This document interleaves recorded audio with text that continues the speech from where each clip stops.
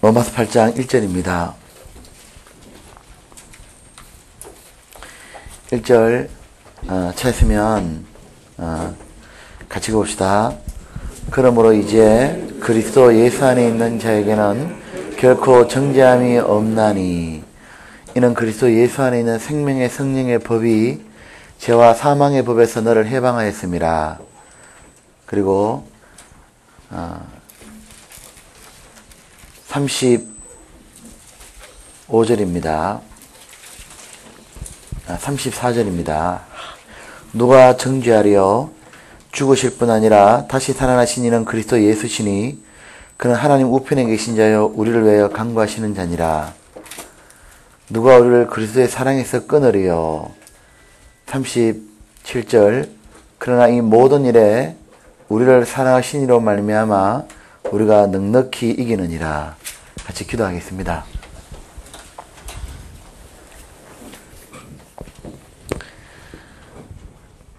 영원토록 우리를 사랑하시는 자비하신 아버지 하나님, 저희들에게 구원해 주시고 저희들 하여금 하나님을 알고 하나님의 사랑을 받으며 영원토록 하나님의 사랑 안에 있을 수 있도록 지금까지 함께 해주시는 것을 감사드립니다. 아버지 하나님, 오늘 저희들에게 하나님의 말씀인 로마서를 배우는 가운데 더욱 하나님의 풍성한 사랑과 우리를 향하신 하나님의 깊은 뜻을 깨닫고 사랑으로 말미암아 하나님께 더욱 다가가도록 도와주십시오. 오늘의 말씀이 우리들에게 힘이 되게 해주시고 우리로 하여금 죄를 이기고 하나님을 향해 살아갈 수 있도록 도와주십시오. 고마우신 우리 구주 예수님 이름으로 기도드렸습니다. 아멘. 네. 프린트 다 받았나요? 네. 네. 자, 일주간 잘 지내셨던가요? 네. 자, 이제 오늘 로마서 아카데미 이틀째입니다. 두 번째 시간입니다.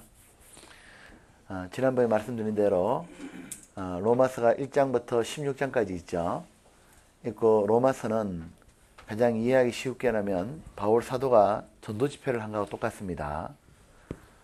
똑같은데 특별히 1장부터 5장까지는 전도 집회 1일차부터 6일차까지를 쭉 한 겁니다. 그래서 하나님 살아계신 것을 1장에 말하고, 그리고 1장 나머지와 2장에서는 죄를 말하고, 그리고 3장에 복음 풀고, 그리고 4장이 전도집회 7일차에서 구약의 사례를 이야기한 겁니다. 그리고 이제 5장에서는 구원받고 난 다음에 누리는 축복을 얘기했죠. 이제 6장부터는 이 8장까지는 뭘 얘기하느냐 하면 구원받은 사람이 가장 고민하는 것을 얘기하고 있는 겁니다.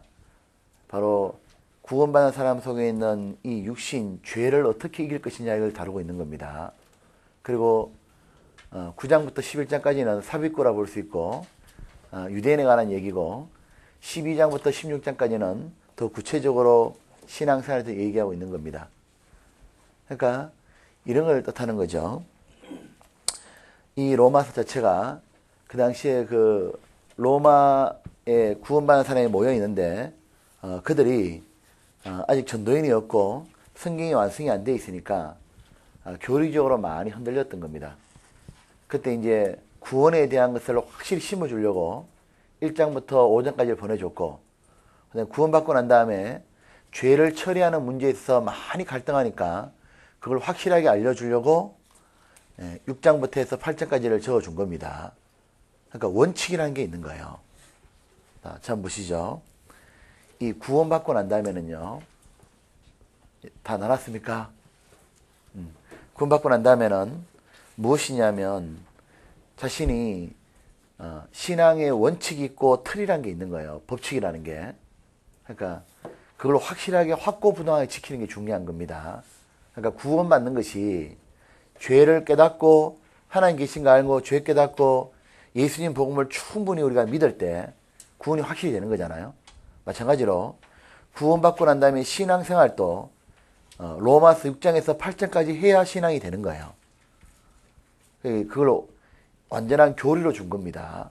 그래서 오늘 그걸 이야기하려고 합니다. 오늘 특별히 이 로마서를요, 9장부터 11장까지는 다음 시간에 한번 다루고, 오늘은 6장에서 8장하고 12장부터 16장까지를 궤괄해 보겠습니다. 시간이 주어지는데 계속해 보겠습니다. 페이지 4페이지입니다. 예, 프린터 4페이지 한번 봅시다. 프린터가 지금 3장 나와 있죠. 네. 제가 6쪽을 더 해야 되는데 하다가 시간이 없어서 다 못했습니다. 네. 여기 보면 이제 프린터 틀을 좀 잡은 겁니다. 그래서 이렇게 프린터가 좀 낫죠? 지난번보다.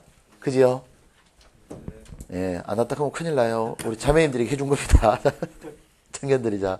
여기 보면, 로마스 2, A 보겠습니다.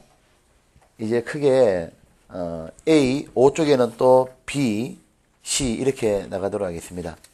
자, 먼저 A 보겠습니다. 칭의, 이게 1장부터 5장까지 확실히 구원받은 사람이죠. 하나님이 어렵다 칭한 사람을 칭이라 그럽니다. 구원받은 사람들은 이제 어떻게 성화되어 갈 것인가. 첫째 날 로마 천번할 때 설명드렸었잖아요. 6장부터 8장까지가 이제 성화와 영화를 얘기하고 있는 겁니다. 자, 아마도 이 문제가 그리스도에겐 가장 큰 딜레마일 것이다. 왜냐하면 그리스도인은 하나님의 형상인 거룩함을 너무도 담기 원합니다. 이 문제로 인하여 수많은 이단과 책들이 나온 것이다. 승리의 비결, 어떻게 죄를 이길 것인가, 죄 죽임의 교리 등. 사도 바울 자신도 로마서 6장에서 8장에서 이것이 가장 큰 문제였음을 밝히고 있는 것이다. 바울이 로마서를 기록한 것은 구원받고 20년이 지난 뒤다.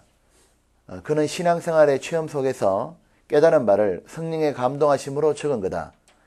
6장부터 8장까지 구절이 되어 있는 겁니다. 6장은 그가 깨달았던 이론이고 7장은 실제 삶 속에서 겪었던 공고한 시절이고 8장은 어두운 터널을 지나 승리한 뒤에 로마 성도들에게 승리의 비결한 있기를 간절히 바라는 마음으로 알려준 거다. 그래서 이렇게 되어 있는 겁니다. 내가 너희 보기를 심히 원하는 것은 무슨 신령한 은사를 너희에게 나눠주어 너희를 경고케 하려 함이니. 바울이 가장 견고하게 만들어 싶었던 게 6장에서 8장까지일 거예요. 자, 그런데요. 자, 보시죠. 이런 거 있죠. 이 구원받은 사람들은 얼마나 하나님을 닮기를 갈망하느냐 하면 그게 사실은 소원인 겁니다. 이런 거 있잖아요. 제가 한번 책을 보는데요. 그렇게 돼 있어요. 우리가 왜 구원받은 사람에 대해서는 일반 믿지 않는 사람조차도 구원받은 사람이 저래 살면 되냐? 근데 자기는 그렇게 안 살고 엉망으로 살면서도 이 미국이라는 나라가 좀 그렇잖아요. 이 대통령들이 미국보다 우리나라도 그런 게 있습니다. 좀 안 좋은 표현이지만 그 외에 남자들이 자기는 엉망으로 살면서도 자기 아내 될 사람은 결혼 전에 순결했길 바라는 것처럼 말이 안 되는 거잖아요. 그리고 미국에 있는 또 보면 다 난잡한 사람들이지만 대통령만큼은 어떻게 살길 바라는, 그게 왜 그럴까? 자기는 엉망으로 살면서도 지도자들은 어떻게 살아야 된다. 이렇게 말한 이유가 뭘까라고 하면 이런 얘기를 해요. 그것이 인간의 못된 기질인 동시에 또 하나는 그만큼 거룩하게 살고 싶은, 바르게 산다는 것이 맞다는 것에 대한 갈망이다 그 말인 겁니다.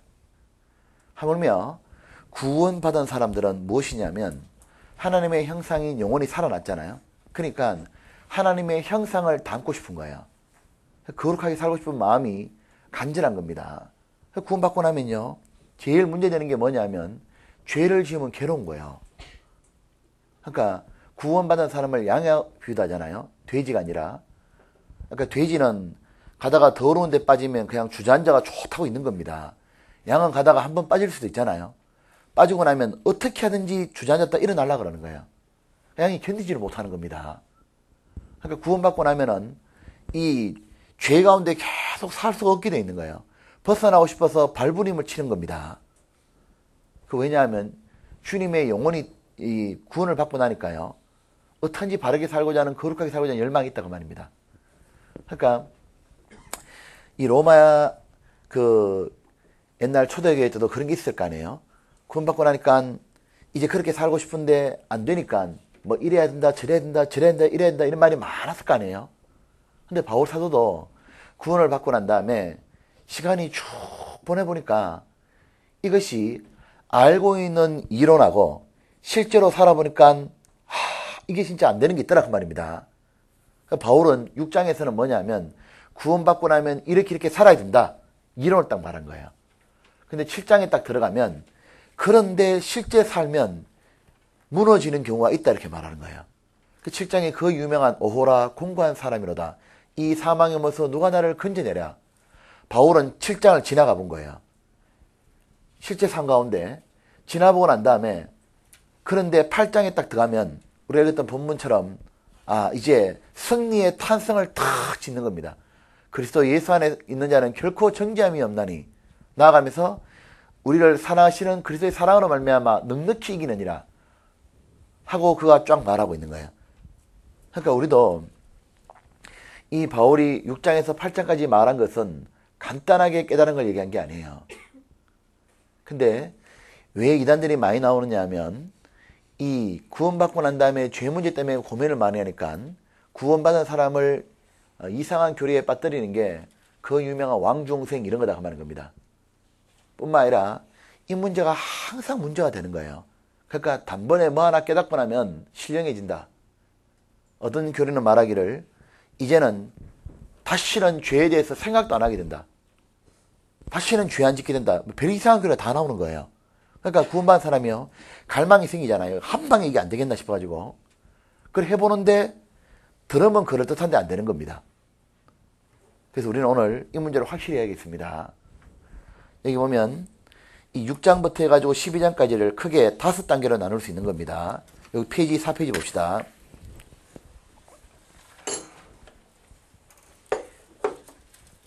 9장부터 11장까지는 삽입구니까 진행하면 됩니다. 4페이지에 첫 번째는 이론적으로 알라. 그게 로마서 6장이죠. 1. 자기 속에 두 가지 법이 공존하고 있음을 알라. 반드시 알아야 되는 겁니다. 두 번째는 죄, 갈열고 육신이죠. 죄의 정체와 목표 및 그 목표를 수행하게 펼치는 작전을 알라. 3. 죄가 우리를 주장치 못하도록 하시는 다함이 없는 예수님의 은혜를 알라. 이 세 가지는 반드시 알아야 되는 겁니다. 그 다음에 두 번째는 실제 경험 속에서 알게 된다. 로마서 7장인데 1. 자신이 구원을 받은 뒤 내면의 구조가 새롭게 포맷되었음을 알게 된다. 오라 공간자라. 그러니까 새롭게 포맷되어 있다는 말이니까 완전히 바뀌었다 그 말인 겁니다. 즐거워하고 싫어하는 바가 달라진 겁니다. 이 상태에서 벗어나기 위해선 혼자서 그 어떤 노력을 기울여도 원함이 있으나 행하면 안 된다는 것을 알았다. 제가 지금 말한 이런 것들은 반드시 마음에 새겨야 됩니다. 그 다음에 세 번째는 공고함에서 벗어난 승리의 비결을 알게 됐다. 8장이죠. 1. 혼자서 승리할 수 없었지만 그리스도 안에 거할 때 정죄함에 벗어나 승리하게 되었다. 2. 성령의 공급하신 은혜를 더욱 충만히 받을수록 더욱 생명과 평안이 넘치는 승리를 가져오게 되었다. 3. 이러한 성령을 쫓는 삶은 즐거움만이 있는 것이 아니라 자신의 소욕을 포기하는 고통도 있지만 할 수 있다. 내가 갈 수 있다네. 왜 갈 수 있냐? 1. 고난 뒤에 영원한 영광을 받을 소망이 있기에. 2. 삼위 하나님이 도우심이 있기에. 4. 그리고 나의 나 된 것은 오직 삼위 하나님의 다함이 없고 메말이 없는 영원한 사랑의 결과이다. 이것도 깨닫게 되는 겁니다. 결론적으로 이렇게 말하죠. 누가 우리를 그리스도의 사랑에서 끊으리요. 이래 말하면서 내가 확신하노니 쭉 얘기하면서 마지막에 우리를 사랑하시는 이로 말미암아 우리가 넉넉히 이기느니라. 이렇게 맺고 있습니다. 네 번째는 단계 보겠습니다. 네 번째는 이런 승리를 주시는 하나님께 자신을 드리기로 결단을 바울이 딱 한 게 로마서 15장부터 15장까지입니다. 1. 이래 있습니다. 그러기에 자기를 한없이 사랑하고 이김을 주시는 하나님에게 이 말입니다. 그러기에 나를 영광과 존귀를 받기에 합당하게 하시 만들어주신 삼위 하나님께 모든 영광이 돌아가야 되며 나의 이 천한 몸을 하나님께 산제사를 드림으로 진정한 경배를 드릴 것이다. 이렇게 결단한 겁니다. 빠진 게 있네. 아이 참 요거 빠졌다. 요 위에 여기 보면 4 있잖아요. 로마서 8장 35, 39절 밑에 5가 빠졌습니다. 이거 날린 거 아닌가? 프린트를. 이게 5가 뭐가 빠졌냐면 이게 빠진 겁니다. 이게 빠뜨린 겁니다. 이거 왜 빠졌지? 5가 뭐가 빠졌냐면 이게 빠진 겁니다.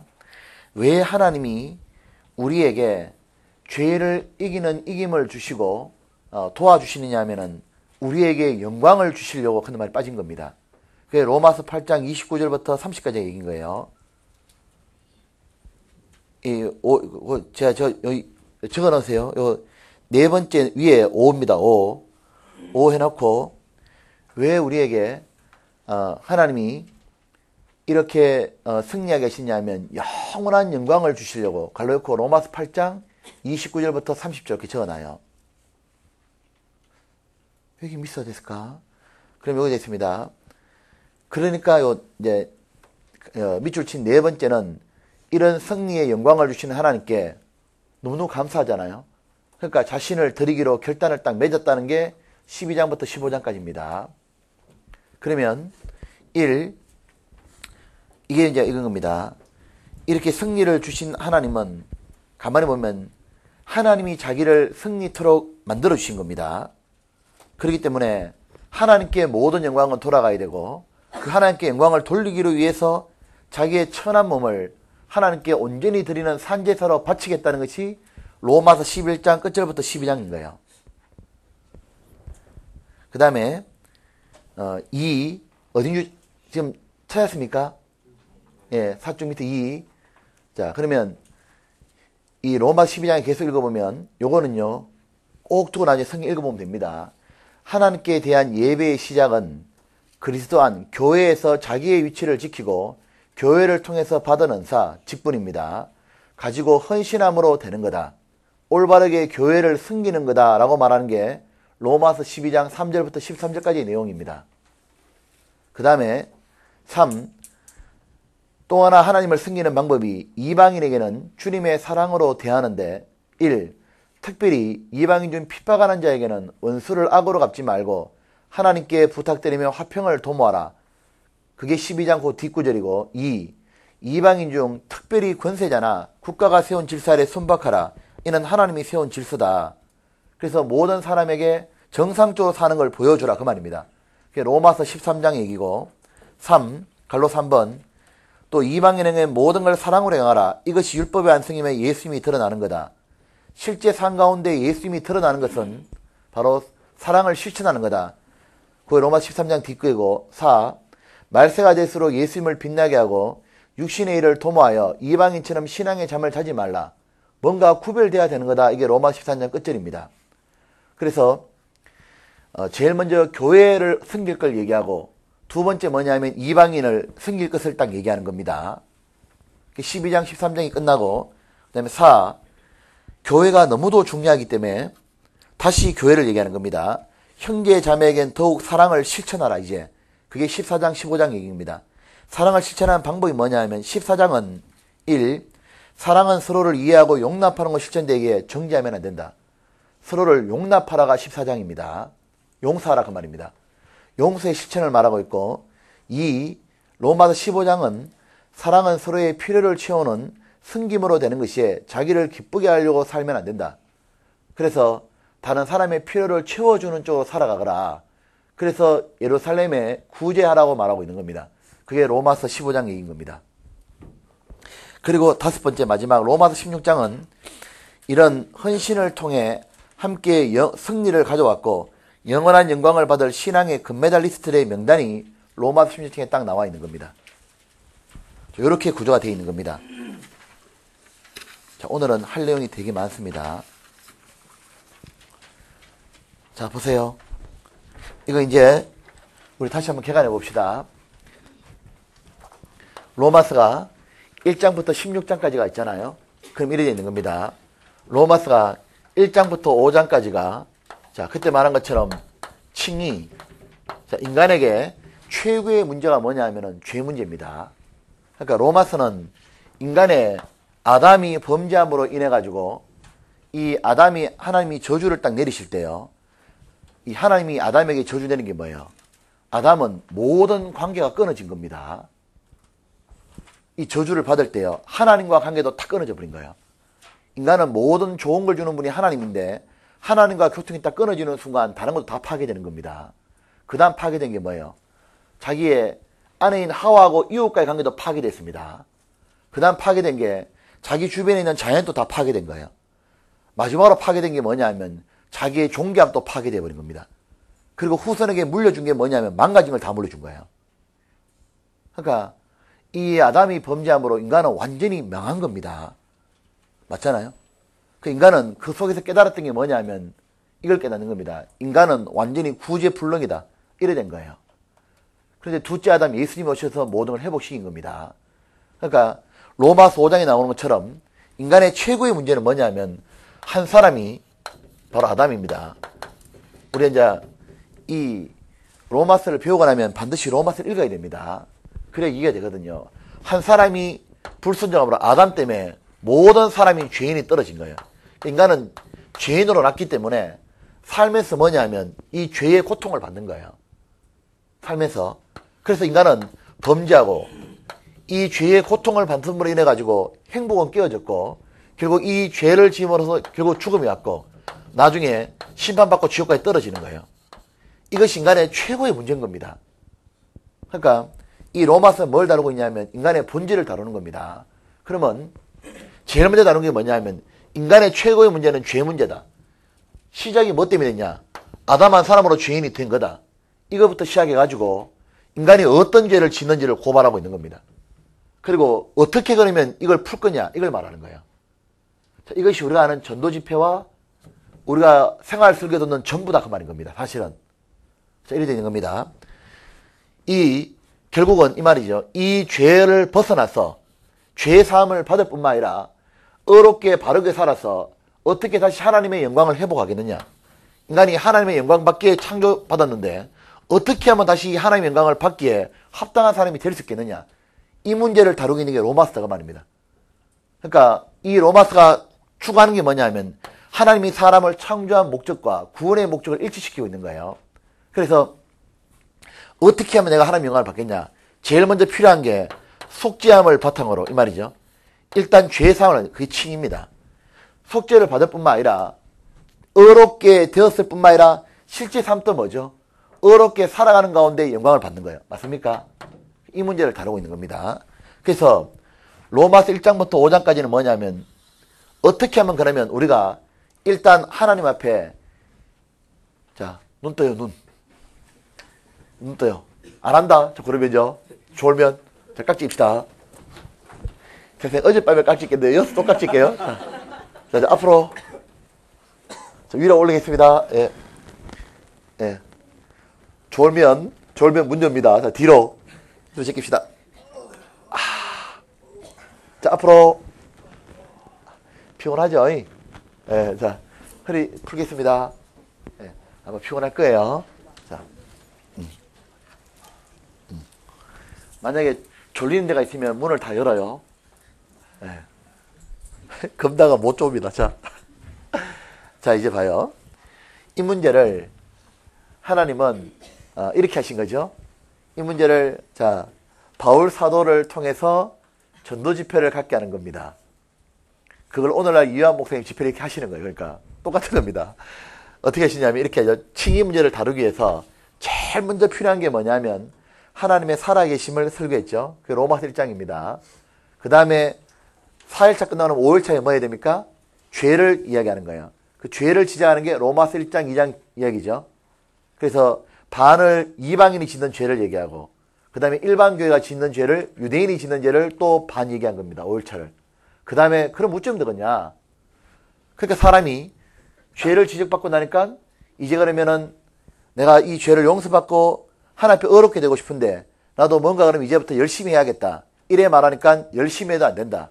인간은 죄만 지은 게 문제가 아니라 이 죄에 벗어나서 의롭게 사는 것도 불가능한 거다. 율법을 준 이유를 딱 얘기하는 거예요.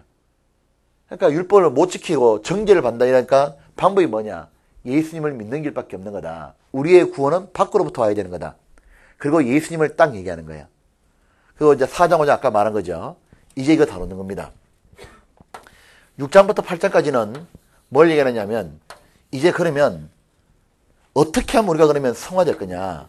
실제 삶 가운데 어떻게 우리가 죄를 이기고 이 성화가 되는 과정에서 이만큼 되었다는 얘기는 그만큼 하나님께 뭐냐 하면은 영광 받기 합당한 사람이 된다는 얘기입니다. 그러다가 주님 오시는 날 우리는 완전히 죄에서 벗어나게 된다. 그걸 다루고 있는 거죠. 그러니까 속죄를 얘기하고 있고 그 다음에 어떻게 하면 그러면 점점 주님을 닮아가고 죄를 벗어나서 나중에 영화가 뭐냐면은 예수님이 다시 오실 때 뭐가 된다는 얘기입니까? 죄에서 완전히 벗어나는 거다 이렇게 말하는 거예요. 자, 칭의는 어떻게 되는 거냐면 예수님의 초림으로 되는 겁니다. 속죄심으로 믿음으로 되는 거고 성화는 뭐냐면 예수님 우리와 함께함으로 되는 거고 영화는 다시 데리고 옴으로써 되는 거예요. 다시 오심으로. 그리고 이 이제 9장부터 11장까지는 유대인에 관한 얘기고 요거는 삽입구다 그 말입니다. 이제 요걸 안 사람은 12장부터 15장까지는 뭘 얘기하느냐면 이걸 안 사람은 이제 구체적으로 실천하는 걸 딱 얘기하는 거예요. 그 실천할 때 얘기하면서 이 과정을 모두 깨달은 이 사람은 12장 가면 하는 얘기가 이렇게 하나님께서 만들어주는 겁니다. 보십시오. 하나님이 우리를 속죄해 주고 그리고 또한 하나님이 우리를 점점 죄에서 벗어나서 의롭게 만들어주고 나중에 하나님을 우리를 완전히 영화롭게 만들어주는 겁니다. 그러니까 창조도 아무것도 없는 상태에서 하나님이 모든 걸 지어냈고 하나님이 모든 걸 했던 것처럼 로마서 11장에 이 유명한 말을 하는 거예요. 모든 만물이 주께로 말미암고 주께로 돌아가느니라. 모든 건 하나님이 시작했고 하나님께 돌아가는 거니까 자기가 이렇게 되는 과정도 전부 다 하나님의 은혜다. 나의 다 된 것은 하나님의 은혜다 그 말입니다. 그러니까 하나님께 영광이 돌아가야 되는 건 당연하고 이렇게 만들어주신 하나님을 내가 어떻게 섬겨야겠냐 보답하고 싶은 거예요. 그래서 로마서 12장의 유명한 구절을 얘기하는 겁니다. 자, 그 구절이 뭐냐면 이래 말하는 겁니다. 그러므로 이렇게 하나님의 자비하심을 입은 자들아 이걸 깨달았냐 구원받고 이 모든 걸 알았냐 그렇다면 어떻게 하겠냐 우리가 이제는 하나님께 어떤 식으로 하나님을 경배할까 이 천한 몸을 하나님께 드리라 이렇게 말하는 겁니다. 그게 너희가 드릴 영적 예배니라. 그것이 바로 로마서 12장 처음인 겁니다. 그러면 어떻게 하나님께 내가 드릴까요? 구체적으로 말하는 게 뭐냐면 첫 번째가 교회입니다. 교회를 섬기라 이렇게 말하는 거예요. 두 번째 하나님께 드리는 게 뭐냐 이제 이방인 앞에 전도하라 그 말인 겁니다. 그래서 이방인 앞에 하나님 섬기는 모습을 보여라. 사랑을 실천하라. 세 번째가 뭐냐면 이 사랑의 실천 중에 특별히 형제자매에게는 어떻게 대하라. 용서와 섬김으로 하라. 결국 이게 뭐예요? 요 두 가지가 가만히 보니까 바로 로마서 1장에 우리가 첫날 배웠죠. 왜 사도 바울이 로마에 그렇게 가고 싶어 했냐. 바울은 자기가 인생길에서 하나님이 자기에게 맡긴 게 뭐냐. 사람을 상대로 살아가는 겁니다. 그 만나는 사람의 종류는 바울 사도가 이렇게 말하고 있죠. 만나는 사람은 부자나 가난한 자나 뭐 이렇게 권력이 있거나 없거나 간에 다른 말로 전부 다 바꾸면 뭐죠? 구원 받았거나 안 받았거나 그거밖에 없는 겁니다.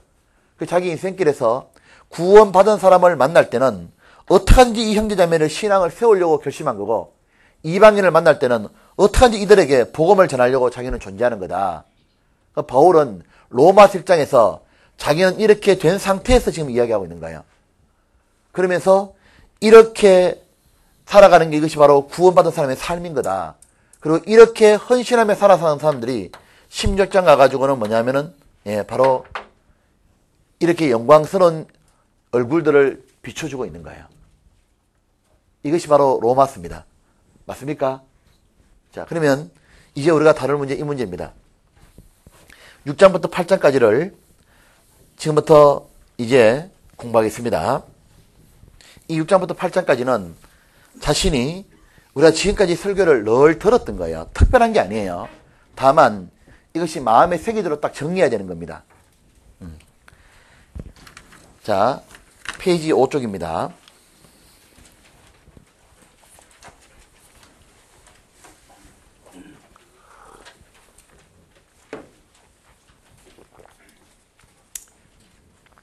졸리는 분은요, 졸립다고 말씀해 주세요.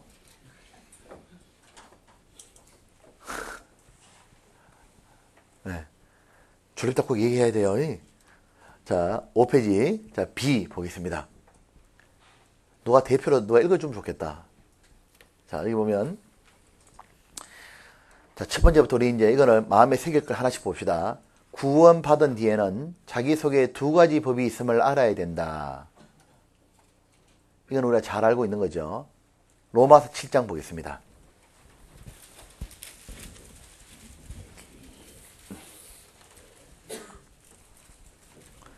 (21절에) 이렇게 돼 있죠.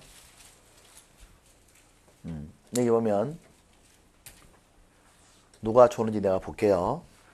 그러므로 내가 한 법을 깨달았노니 곧 선을 행하기 원하는, 이 원한다는 말 앞에 소원하는 큰 말이 더 좋을 것 같아. 선을 행하기 소원하는 나에게 악이 함께 있는 것이로다. 기가 막힌 상태가 되어버렸잖아요. 그 다음에 22절에 내 속 사람으로는 하나님의 법을 즐거워하되, 하나님 뜻대로 살고 싶다 그 말이죠. 이런 소원이 생겼어. 근데 23절에 내 지체 속에서 한 다른 법이 내 마음의 법과 싸워 내 지체 속에 있는 죄의 법 아래로 나를 사로잡아 놓은 것을 보는도다. 하나 또 하나는 죄의 법이 있더라는 겁니다. 그게 뭐죠?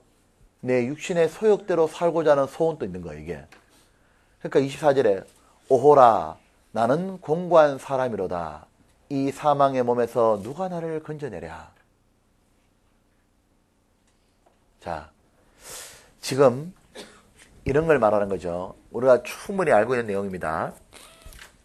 여기에 보면 거듭나는 순간요, 우리는 자기 속에 죄성이 사라진 게 아니라는 걸 우리가 확실히 인식해야 되죠.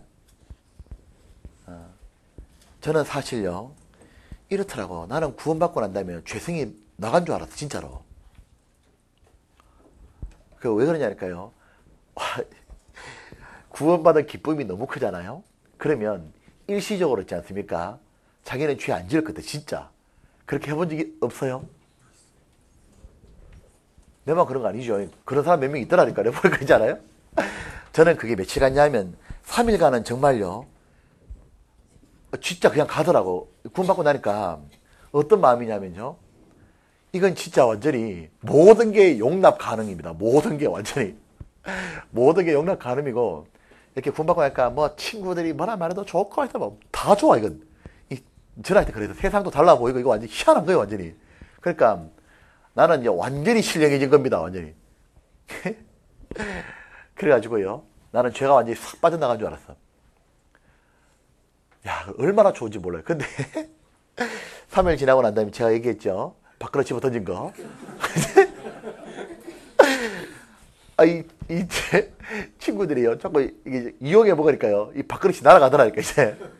그래서 제가 그때부터 고민하기 시작한 겁니다. 이 구원받았는데 내가 왜 이러냐, 진짜. 이거 뭐가 이상하다. 그 나중에 깨달았죠. 일시적으로 이 빛이 너무 강렬하면 어둠이 순간 물러가잖아요. 일시적으로 기쁨이 너무 크니까요, 이게 눌려버렸던 거예요. 자, 그거 보니까, 야, 나중에 진짜 처음 가면요, 기쁨이 너무 큰 거 있잖아요. 다른 거 아무것도 아니겠다는 생각이 전 들어요, 진짜.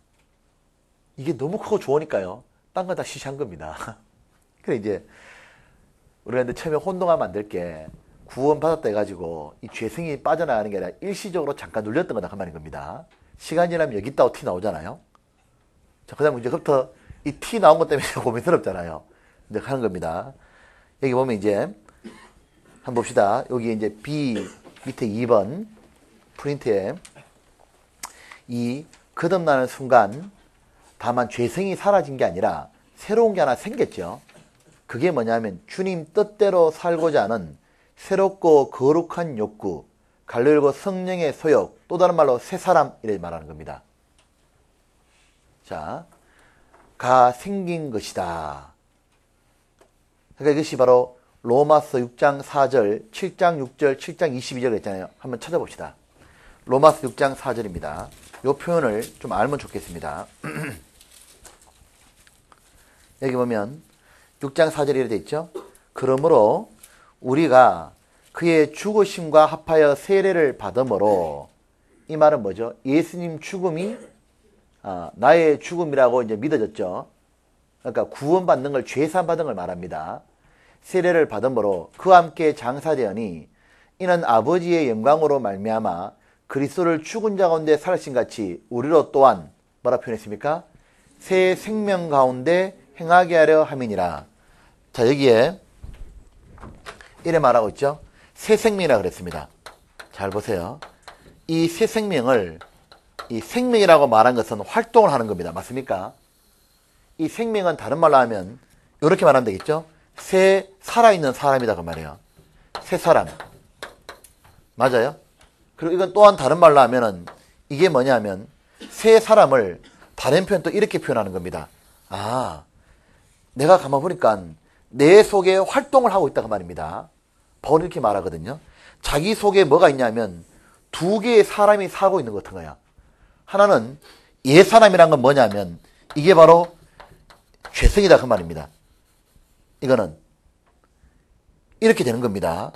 이걸 말하겠습니까? 새 생명이 아니면 이건 뭐냐면 사망의 몸이다 딱 이렇게 하는 거 이거를. 그러니까 이 반대가 그렇단 말입니다. 이걸 뭐냐? 새 사람을 뭐냐면 바로 이걸 성령의, 갈라디아서 5장에서는 성령의 소욕이라 이렇게 말하는 거예요. 이렇게 표현하는 겁니다. 이거는 뭐겠습니까?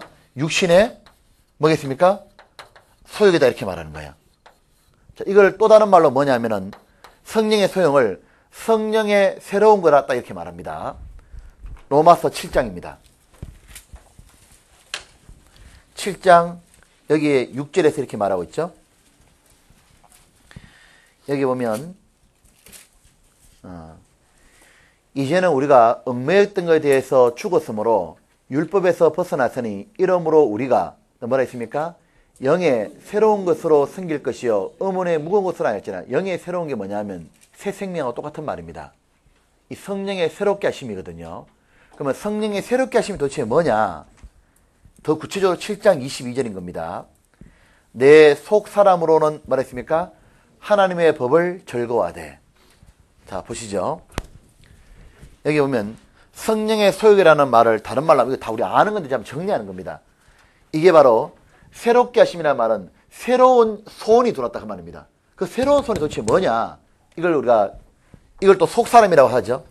이걸 그 사람이라고 그러는 겁니다. 다른 말로 이걸 속사람, 이걸 뭐라 하죠? 그 사람 이렇게 표현하는 겁니다. 그래서 나는 그 사람은 후패하나 속사람은 날로 새롭도다. 그게 뭘 하냐면 육체가 쇠퇴한다 그 뜻보다도 가면 갈수록 이런 욕구가 죽어간다 그 말인 거예요. 이런 욕구들이. 자, 이걸 다른 말로 하면 이런 겁니다. 이거를 하나님의 법을 즐거워한다. 이 말이 가장 좋은 말인 거예요. 즉 구원을 받고 나면 무엇이 생기냐면 하나의 소원이 딱 생겨버린 거예요. 그 소원이 뭐냐면 주님 뜻대로 살고 싶은 거예요. 이걸 다 다른 말로 표현한 겁니다. 전부 다 이걸. 주님 뜻대로, 주님 뜻에 순종하며 주님을 위해서 살기도 죽기도 하고 싶고 주님을 정말 높이고 싶고 주님을 영화롭게 드리고 싶고 주님 앞에 진짜 잘해도 싶은 이런 뭐냐면 이 바로 순종하고 싶어하지 않은 뜻대로 살고자 하는 것이 하나의 법을 즐거워하는 겁니다. 이것이 바로 우리 속에 들어있다 그 말입니다. 이것을 다른 말로 전부 다 표현한 게 뭐냐면 새 생명, 새 사람, 속 사람, 영의 새로운 것, 성령의 소욕 다 이렇게 말하는 겁니다. 왜냐하면 이걸 왜 성령의 소욕이라고 하겠어요? 성령은 우리 창세기 읽었죠. 성부, 성자, 성령의 하나님의 성령의 그림자가 제일 좋은 게 창세기에 등장하죠. 누구냐면 아브라함의 종 엘리에셀인 겁니다. 이 아브라함이 이래 뭐냐, 내 아들 이삭을 위해 신부를 데려오너라 그러잖아요. 그때 이 엘리에셀 맞지? 엘리에셀이 가가지고 이 밧단 아람에 가가지고 누굴 데려옵니까? 리브가. 우리 읽었던 기억나요? 그 리브가 데려오는 건 뭐냐면 아브라함이 성부 하나님의 그림자인 겁니다. 이삭이 성자 예수님인 겁니다. 그러면 리브가 누굽니까? 교회인 거예요. 하나님의 신부. 그래서 예수님에게 이 리브가를 데려오는 것처럼 신부를 맺어주는 게 누구냐? 그 종이 바로 성령인 겁니다. 그래서 성령께서 깨닫게 해서 연합시키잖아요. 그럼 이 성령이 하는 일이 뭡니까? 엘리에셀은 가면 딱 하는 게 뭐냐면 자기 이름도 말 안 합니다. 나는 종입니다. 아브라함의 종이라 말하면서 이 와가지고 항상 말하는 거면 내 주인 아브라함은, 내 주인 아브라함은. 자기는 말도 안 하고 오자마자 뭐냐면 이 잔치 베풀고 뭐 먹으라니까 이 내 주인의 뜻을 행하기 전까지는 먹지 않겠습니다. 그러니까 온리 주인인 거예요. 완전히. 그러니까 오직 이 하나님의 뜻만 행하는 겁니다. 그러니까 성령은 뭘 하느냐면 아버지의 영광만 딱 구하는 거예요. 성령은 항상 행하는 게 뭐냐면 주님 뜻대로만 사는 겁니다. 맞죠? 그래서 성령의 소역이 뭐냐면 우리가 주님의 뜻대로 살고자 하는 이 간절한 마음이 들어와 있는 거예요. 그러면 성령이 충만하다는 뜻은 무엇이겠습니까? 주님 뜻대로 살고자 하는 것이 그 사람을 완전히 잡아버린 거예요. 이 사람을. 이것이 완전히 사로잡고 나니까 자, 이 반대가 뭐겠어요? 그러면 사망의 몸, 옛사람, 육신의 소욕, 단어로 말하면 뭡니까? 이거를 잘 봐요. 표현을 이렇게 합니다. 이걸 그 사람 또는 이 표현을 죄라고 딱 얘기하는 거예요. 이걸. 자, 이걸 뭐라 그랬죠? 죄. 그럼 이게 뭐겠습니까? 죄의 반대가 뭡니까? 뭐예요? 뭐예요? 의다 그 말입니다. 그러니까 그의 나라와 의를 구하는 말은 하나님 뜻대로 산다 그 말인 거예요. 이게. 그러니까 죄의 반대가 바로 의입니다. 그러면 죄라는 정의가 딱 나오는 거래요. 아직 안 끝났습니다. 시작하는데 끝만 안 됩니다. 이 죄를 김동현이 맨날 7시에 일어나보다 그제? 여기 보면 이 죄를 뭐라고 하냐면 다른 말로 자다 이렇게 얘기하는 거예요. 제가 말했습니까? 자, 이걸 self다 그럽니다. 그러면 결국 뭐냐면 이 죄가 뭔지가 드러나는 거예요. 그러면 죄를 다른 말로 하면 뭐가 죄겠어요? 살인하고 간음하고 도둑질하는 게 죄가 아닙니다. 그건 죄의 한 가지인 거예요. 그러면 진짜 죄가 뭐예요? 한번 정리해 보세요. 이것이 바로 새 사람이라면 그럼 죄의 정의는 뭐예요? 예? 죄의 정의가 뭐예요? 예? 불순종? 예. 에이, 죄의 정의를 불순종인데 틀렸어. 맞아요. 죄의 정의가 뭐예요? 내 뜻대로 사는 게 죄다 그 말이에요. 봐봐요. 죄의 정의가 뭐겠어요? 내 뜻대로 살아가려고 하는 이 욕망이 뭐예요? 이게 바로 죄입니다. 그러니까 뭐죠? 우리는 말하죠. 구원받고 나면 자기 이상, 자기 계획, 자기 고집은 끝났다 하는 말이 뭐예요? 그게 죄의 죽음을 선포하는 거예요. 그러니까 죄의 정의라는 건 뭐냐면 바로 자기가 뭐죠? 내 뜻대로, 내 마음대로 사는 게 죄인 겁니다. 그 중에 나타나는 게 뭐예요? 그러니까 결국 이거예요. 한 사람이 구원받고 난 다음에 교회에 붙지 않고 도덕적으로 깨끗하게 살아가도 그것도 죄예요. 하나님 볼 때는. 그의 대표가 누굽니까? 롯입니다. 롯. 그러니까 이게 도덕적으로 죄 짓는 것도 죄지요. 근데 하나님 볼 때는 뭐도 죄입니까? 딱 보니까 롯 같은 사람 또 죄인 거예요. 그리스도인이 짓는 죄는 결국 뭐예요? 내 뜻대로 자기 생각대로 하나님의 생각은 이런데 그 생각에 굴복 안 하고 자기 뜻대로 여전히 구원받아도 자기의 생각과 이상 나는 이렇게 살기로 마음먹었던 거야 하고 계속 살아가는 게 뭐예요? 그게 다 죄입니다. 맞습니까? 그러니까 보십시오. 이 롯이라는 사람은 우리가 성경 읽어보면 롯은 아브라함을 떠나가지고 소돔 고모라 성에 들어갔지 않습니까? 자, 롯은 그 가운데 가가지고 엄란한 행동을 했어요, 안 했어요? 아니, 어찌 알아요? 어찌 알아요? 성경에 나와 있거든. 롯이 어떻게 했냐면, 베드로 후서에 보면, 이 소돔 고모라 사람의 무법한 그 행실을 보고 괴로워했다 되어 있습니다. 자, 그는 같이 동참한 게 아니라 그걸 봤어요. 보니까 자기가 괴로운 거야. 그런데 롯은 왜 불가운데든 부끄러운 구원이 돼요? 그는 도덕적으로는 구별되지 모르지만 하나님 뜻은 뭐죠? 아브라함과 함께 신앙의 고난을 받는 거지 육신적으로 잘 먹고 잘 살아라고 구원해 준 게 아니다 그 말입니다. 그러니까 구원받고 난 뒤에 롯 같은 사람은 왜 상급이 하나도 없냐? 롯은 구원받고 난 뒤에 추구한 게 뭐예요? 예, 자기 육신의 편리로 잘 먹고 잘 사는 쪽으로 간 겁니다. 그러니까 주님과 함께 고난받는 걸 안 해본 거예요. 그게 상이 없는 게 상이. 고난다면 영광이 있는데. 맞잖아요? 이 사람보다 훨씬 훌륭한 사람이 누구예요? 다윗 같은 사람인 거예요. 다윗은 비록 하나님 뜻대로 살다가 그는 약점이 있었습니다. 특별히 연약한 분이 그는 이 바로 음란한 행동이었죠. 그는 한번 실패를 했어요. 근데 다윗은 왜 이 성경 가운데 다윗 같은 사람이 없잖아요. 그 시편을 봐요. 다 다윗입니다. 다윗이 넘어지고 난 다음에 깨달았던 그 시편은 너무너무 많은 사람을 붙잡아 줬잖아요. 하나님이 그의 일생을 평가할 때 내 마음에 합한 자라 다 해준 거예요. 왜 그래요? 다윗은 도덕적으로 문제는 생겼었지만 그는 이 가운데서 뭐죠? 더욱더 나중에 뭐죠? 하나님 뜻대로 구별된 거예요. 완전히.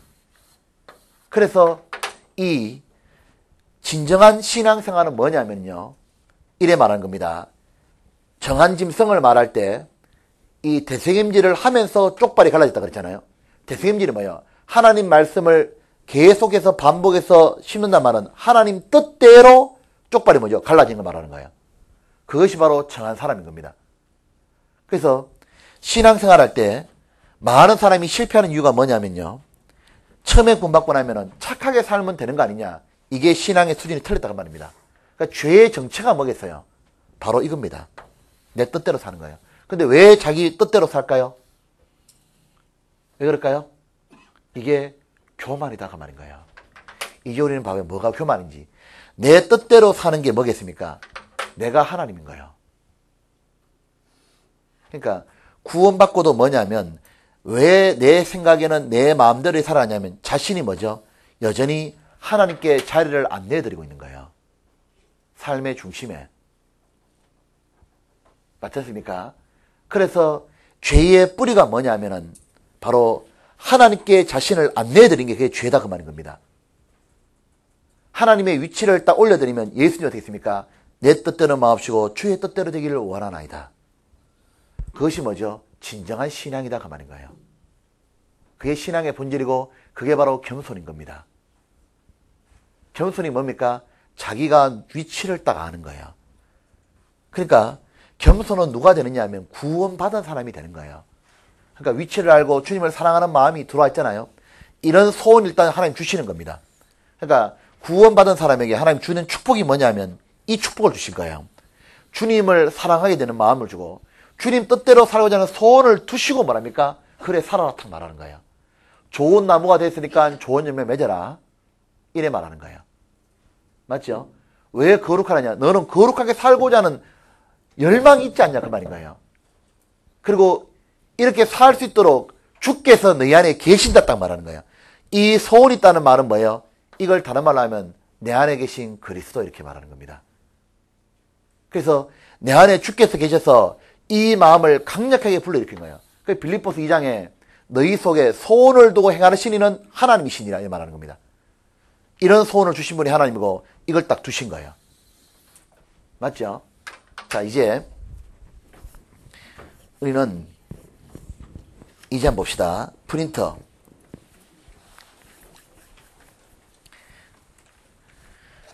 자, 보기 전에 참 봐요.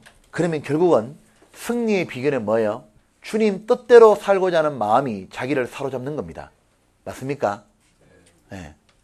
반대로 이 승리하기 위해서 첫 번째는 죄가 정체가 뭔지를 확실하게 알아야 되는 거예요. 그거는 도덕적으로 짓는 죄 그것만 고치려고 노력해가지고는 안 돼요. 그렇게 해가지고는 안 되고 완전 터닝하기 위해서는 돌아서기 위해서는 뭐죠? 맞구나. 내 마음대로 살고 내 뜻대로 살아가려는 것. 그러니까 뭐죠? 야곱이 그 대표였던 거예요. 야곱이 이렇게 가만히 보면 우리 창세기 읽어봤잖아요. 야곱은요 처음부터 속이는 거예요. 형을 속여가지고 이 야곱이요. 마지막 이스라엘 될 때까지요.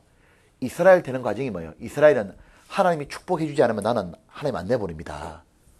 그 말이 뭐예요? 이제는 하나님의 축복을 받는 비결이 뭐냐면 야곱이 자기 생각과 수단을 쫙 펼치는 게 아니라 하나님 축복받는 비결은 순종인 거예요. 그걸 야곱이 깨닫기까지 자기의 모든 이 생각들이 무너져가는 과정이 20년이 지나갔던 겁니다. 자, 이제 보면 우리가 끊임없이 자기를 인식하는 게 필요한 거예요. 이 첫 번째가 뭐냐면 이게 죄구나. 이걸 자아라 그런 거구나. 그죠? 자, 우리가 하나 알게 왕중생의 문제가 뭔지 잠깐만 짚어봅시다. 왕중생이 뭐냐면 이 바보 같은 사람들이 이렇게 얘기하는 거예요. 못된 인간들이 뭐라니 이래 말합니다. 어떻게 말하냐면 우리가 말하는 거는 자, 내 속에 이 두 사람이 있어요 없어요? 있어요. 그죠? 그러면 이건 실제로 내 마음속에 둘 다 가지고 있는 겁니다. 그러면 뭐가 죄겠어요? 자, 내 뜻대로 사는 건데 이게 뭐예요? 주님 뜻과 안 맞게 사는 게 다 죄죠. 자, 자신 자체는 죄예요, 죄 아니에요? 아니다 그 말입니다. 맞죠? 자, 나라는 사람 이건 이제 이겁니다. 자, 먼저 셀프라 봅시다. 이 나라는 사람 자체는 이건 죄가 아닌 거예요. 셀프가. 근데 자아라는 게 뭐냐면 뭐가 죄입니까? 하나님 뜻과 안 맞게 내 마음대로 살려고 하는 이게 죄입니다. 맞습니까? 이해되죠? 이게 죄인데 어떻게 말하냐면은 이 왕중생의 교리가 뭐냐면은 어떤 이래 말하거든요. 자기가 하여튼 하나님 뜻대로 살고자 하는 이 자체도 뭐냐면 이것도 잘못된 거다 이렇게 말하는 거예요. 그러니까 희한한 겁니다. 그럼 뭐냐? 자기는 뭐냐? 없어졌다 이렇게 말하는 거예요. 이렇게. 없기는 뭐냐? 펄펄 살아있는데 없어졌고 그 다음에 하는 말이 뭐냐? 그럼 어떡하냐? 희한한 교리를 가져온 겁니다.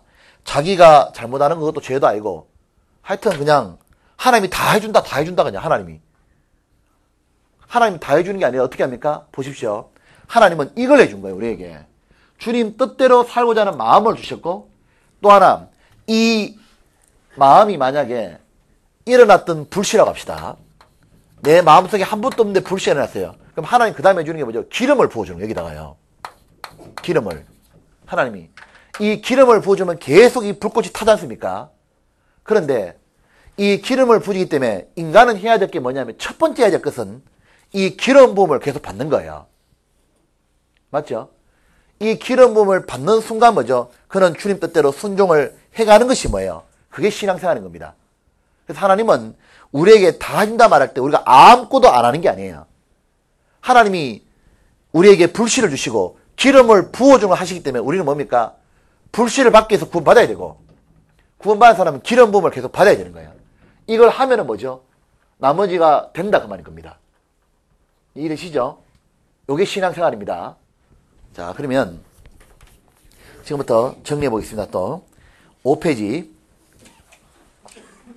2번 밑에 갈로 1번. 자, 과거에는 자, 5페이지고 2번 밑에 갈로 1번 메뉴에 보셨죠? 네, 자, 과거에는 우리 마음속에 죄의 소원이 있었는데 이 죄의 소원이 뭐죠? 가인에게 하나님 말한 거 있죠. 죄의 소원이 네 문 앞에 엎드러져 있느니라. 죄를 짓고자 하는 강력한 욕구이지만 다스리라 그러는데 가인 못 다스리잖아요. 있었는데 구원받은 뒤에는 하나님의 뜻대로 살고자 하는 소원이 생긴다. 자기를 구원해 주신 주님을 위해 죽기도 하고 살기도 할 수 있는 주님의 뜻에 순종하고자 하는 소원, 이게 힘입니다. 힘이 있다. 만약 이것이 없다면 구원받았다는 것은 거짓말이다.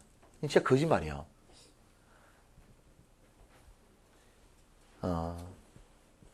이것을 새 사람, 새 생명, 영의 새로운 것, 성령의 소유라고 부른다. 주님 뜻에 순종하고 싶은 마음과 능력을 주시고 순종하라. 거룩하게 쓰고 싶은 마음을 주시고 거룩하라. 좋은 나무가 되었으니 좋은 열매를 맺으라고 하시는 거다. 이런 갈로 열고 이래요. 불꽃을 주셨다. 불씨를 주셨다. 저거요. 자, 불씨를 주셨다.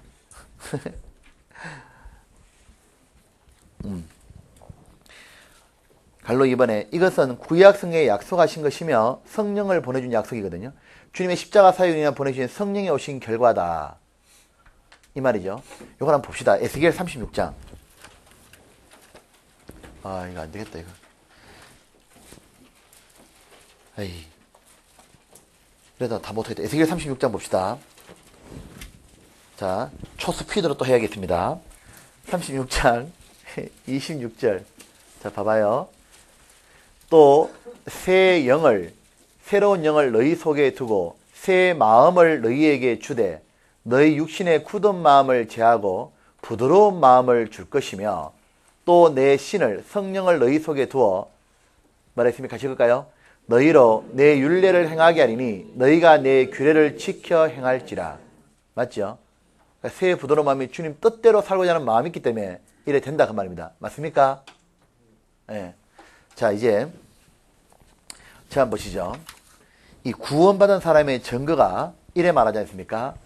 주님 뜻대로 살고 싶은 마음, 다른 영혼을 건지고 싶은 마음, 주님을 사랑하는 마음. 저는 이 세 가지가 없는 사람은 구원 아니라고 딱 얘기하는 거예요. 우리끼리 얘기입니다. 평생 이런 설교도 뭐 하잖아요. 왜요? 상처받을까봐 말을 뭐 합니다. 나는 딱 깨놓고 얘기하고 싶어. 이분이 구원받았다 말하는데 하는 말이 주님을 사랑하는 마음이 없어. 저는 그 구원 아니라고 개인적으로 얘기할 때 얘기해줘요. 그리고 자기가 다른 영혼을 건지고 싶은 마음이 없습니다. 당신은 구원 아닙니다. 저희 형수님이 하나님께서 지금 말씀을 듣는 상태가 좋아요. 본인이 이제 12년 전에 구원을 받았다 그랬는데, 제 사진 것도 이제 아는데요. 이런 말을 해요. 그저께까지 4일째 말씀 딱 듣고 나더니요. 집에 이렇게 가다가, 어제 제가 낮에 이렇게 만나 얘기하는데, 이런 말을 해요. 자기한테 제일 친한 친구 3명한테 전화를 했다는 거예요. 근데 이 3명의 친구가 뭐냐면, 전부 다 뭐냐면은, 다 교회를 다니는 친구들이에요. 그러다 전화해서 뭐랬냐. 너는 다 구원 아니라 얘기했다는 거예요. 왜 구원 아니라 얘기했냐 그러니까, 너희는 내가 그렇게 제일 친하고, 내가 어려운 시기를 너한테 말했는데, 한 명도 내한테 전도 안 해줬다는 거예요. 그런데 나는 지금 너희를 보니까, 너희도 이렇게 성경을 믿고 있을까? 너희가 구원받을까 걱정돼서 난 너희한테 전도해 주려고 내가 이 말을 하는데, 나는 이거는 하려고 하는 게 마음이 생긴 거다. 고로 너희는 구원 아니다 이렇게 얘기한 거예요. 그러니까 교회 다녔던 이 친구들이 충격을 받은 겁니다. 그래서 말씀 듣기로 했다 그러거든요. 그러니까 보면 구원받은 사람 마음에 뭐가 있죠? 정말 말씀을 다시 집어여면 어떻게 됩니까? 예, 전도하자는 열망이 일어나는 거예요. 그리고 교회를 나오겠다 결정을 딱 한 거예요. 그게 구원받은 사람 마음입니다. 그러니까 구원받은 사람 마음은 이 불씨가 있으면요, 주님 뜻대로 살고자 하고 또 뭐가 있습니까? 전도하자면 열망이 있는 거예요. 그러니까 주님을 사랑하기 때문에 기꺼이 주께 뭘 드리고 싶은 거예요. 맞죠? 자, 우리가 다만 그것이 크고 약한 차이는 있을 거예요. 자, 여기 봅시다.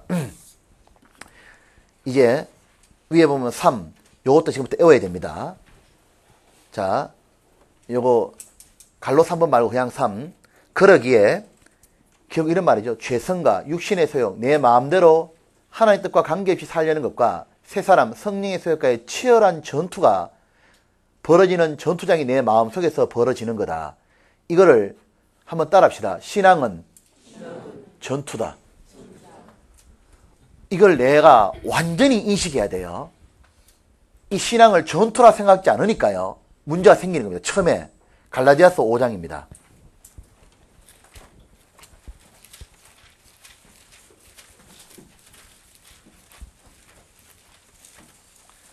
(5장)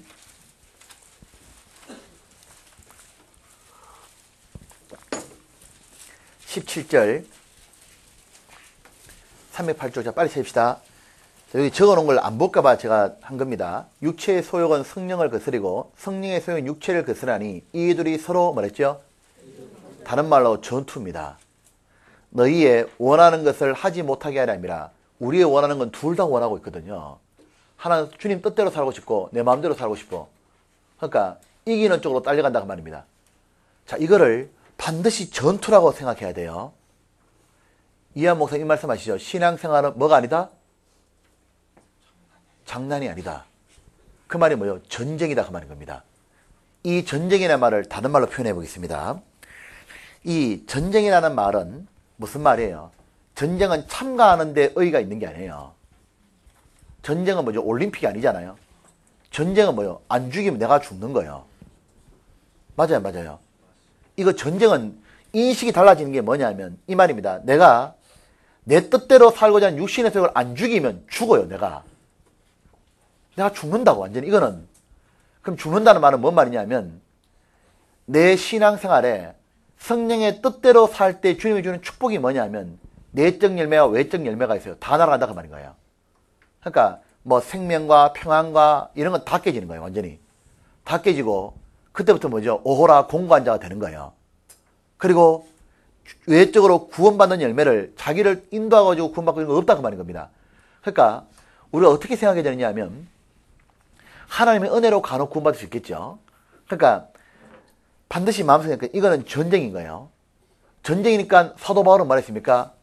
이거는 전쟁이니까, 영적인 전쟁이니까 전신갑주 입어라, 이렇게 또 말하지 않습니까? 그러니까 이거는 전쟁이라는 말은 다른 말로 하면 뭐죠? 안 죽이면 누가 죽는 거예요? 내가 죽는 거예요. 이걸 로마서 8장 이렇게 말하는 겁니다. 로마서 8장. 자, 인식이 달라져야 되는 거예요. 그러니까 이놈의 육신을 얼마나 미워해야 돼요. 8장 13절 봅시다.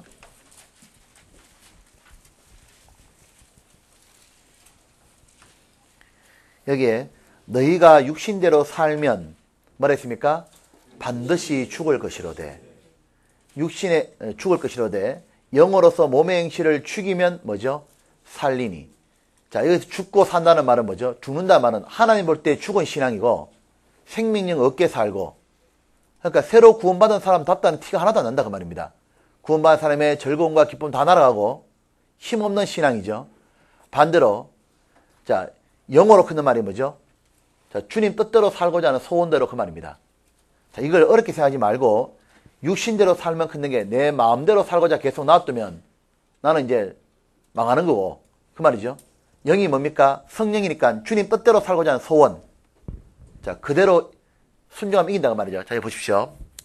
이게 전투란 말은 이렇게 말하면 돼요. 봐봐요. 우리는 이 뱀에다 비유하면, 만약에 내가 이제 아프리카를 이렇게 지나가는데 어떤 비단뱀이 나를 보더니 또아리를 타고 날 감아와요. 또아리를 타고 막 감아서 나를 막 옥죄어와. 옥죄어 오더니 두 눈을 나를 탁 맞추신 겁니다. 머리를, 대가리를 탁 들었는데 내하고 눈이 딱 맞추셨어요. 그 아가리를 쫙 벌립니다. 그러면 우리 어떻게 합니까? 이거를 가만히 있어요. 이 뱀을, 아나콘다 이걸 죽이려고 발부동을 쳐요. 이거는 발부동입니다. 이건 완전히 놔두면 어떻게 됩니까? 난 죽는 거야. 죽는다 싶으면 어떻게 합니까? 다만 내한테 만약에 칼이라도 있으면 빼가지고 아무데나 다 찌르기 시작하는 거예요. 이게 바로 전투다, 그 말이에요. 신앙생활은 장난이 아니다, 그 말이에요. 이거는 자기하고의 전쟁에서 승리해야 뭐입니까? 마귀의 전쟁에서 잡힌 사람을 끄집어내는 거예요. 그러니까 신앙생활은 지금까지 사도 바울부터 어떻게 생각했습니까? 예, 이거는 전쟁이다. 죽고 죽는 거다 말했는데, 믿음의 선배들은 전부 다 어떻게 했냐면 죽고 죽이는 거 생각했습니다. 근데 요즘 우리 시대의 신앙은 어떻게 합니까? 우리 시대 신앙은 뭐냐면요, 신앙생활이 너무 편한 거예요. 비장한 각오가 없다, 그 말이에요. 이 각오를 뭐라 하냐면 사생결단 아데나마라 그러는 겁니다. 일사각오의 정신을 딱 가졌다, 그 말인 거예요. 이게 바로 신앙생활의 하나의 전환점이 뭐냐면은, 아, 맞구나. 이거는 내가 이대로 계속 살다가는 한 번도 하나님의 영광을 못 드러내고 밋밋하게 살다 죽는다, 그 말이에요. 그러니까 첫 번째 생각할 게 뭐냐면, 아, 육신의 정체가 이게 내 마음대로 살아가려고 하고 하나님 뜻대로 안 사는 게 이게 죄구나. 두 번째, 이거는, 이 전쟁은 타협점이 없어요. 전쟁하다 보면 이런 게 있잖아요. 휴전, 뭐 이런 거 있잖아요. 그리고 타협 이런 게 있잖아요. 근데 이놈의 전쟁은 휴전이 없어. 단지 소강 상태가 있을 뿐이지, 결국 뭐죠? 이 전쟁은 휴전하는 척 하다가도 먹어요, 자기를. 그러니까 이거는 뭐죠? 아, 휴전도 없을 뿐만 아니라 이거는 쉼이 없는 거예요. 주님 앞에 갈 때까지 뭐죠? 전쟁인 겁니다. 그래서 바울이 나는 날마다 죽노라 그렇게 얘기한 거예요. 사도 바울이 날마다 죽노라가 뭐예요? 자기가 죽는 게 뭐예요? 그게 뭐죠? 자기 뜻대로 사는 걸, 자기 이상, 자기 계획, 자기 편리함 추구, 이거 죽는다고 선포해버린 거야. 그럼 뭐죠? 주 뜻대로 살겠노라. 그게 바로 신앙이다, 그 말인 거예요. 맞아요? 네. 그러면 또한 동시에 다른 말로 하면 뭐라고 말하냐면 이거는 원수거든요. 그러니까 이놈의 육신이 뭐예요? 이게 완전히 하나님과의 원수고 또 뭐죠? 이거 실제로 내 육신대로 살아가는 건 뭐냐면 자기를 살아가는 게 아니에요. 이거는 자기하고도 원수고 그러니까 자기 육체를 미워할 줄 알아야 돼요. 이걸 미워할 줄 알아야 됩니다. 내 뜻대로 살고자 하는 이것을요 미워할 줄 알아야 되는 거예요. 왜? 이걸 자기를 죽이는 거예요 완전히. 그러니까 이게 미운 사람은 뭐예요? 이 자기 마음대로 살아가려는 생각이 들 때 하나님 앞에 하나님 정말 이 자기를 낮추게 되는 거예요. 자, 그래서 이래 말하는 겁니다. 한번 보십시오. 로마서 8장 7절 육신의 생각은 이게 뭐예요? 내 마음대로 살려는 거죠. 주님 뜻과 같이 내 뜻대로 살려고 하는 생각은 하나님과 원수가 되나니 이는 하나님의 법에 굴복지 아니할 뿐만 아니라 할 수도 없습니다. 이 말이 뭐죠? 끝까지 전쟁이다 그 말입니다. 맞죠? 이건 굴복 안 된다 말이에요. 끝까지 전쟁이다 이거는. 그래서 육신에 있는 자는 하나님을 기쁘시게 할 수 없느니라. 그래 되니까 자기도 기쁨이 없는 거예요. 자, 그 뜻이죠. 성경 어려운 거 아닙니다. 자, 그러면 다른 말로 이 말이겠죠. 그러면 이 육체를 곱게 달아야 돼요. 쳐서 복종시켜야 돼요. 자, 나를 곱게 대하는 사람들도 곱게 대하지만 전쟁터에서 나를 죽이려는 육신은 어떻게 됩니까? 이거는 반드시 죽여야 되는 거지 곱게 다루면 안 되는 거예요. 그 잠언에 이런 말 있죠. 종은 어렸을 때부터 곱게 대하면 나중에 자라서 아들이 하고 주인이 차느니라. 그러니까 육신은 거머리 곁에서 다고 하느니라. 육신의 요구가 맨날 있는 겁니다. 하고 뭐하고 자기 뜻대로 살고자 하는 게 있으면 어떡합니까? 가만 놔두면 어떡합니까? 더 크고 요구하는 거예요. 그 처음부터 때려잡아야 된다 그 말입니다. 그 말이잖아요. 자, 먼저 우리가 인식할 게 이것이 자기에게 전쟁이구나 딱 인식해야 되는 겁니다. 자, 그 다음에 이제 밑에 보면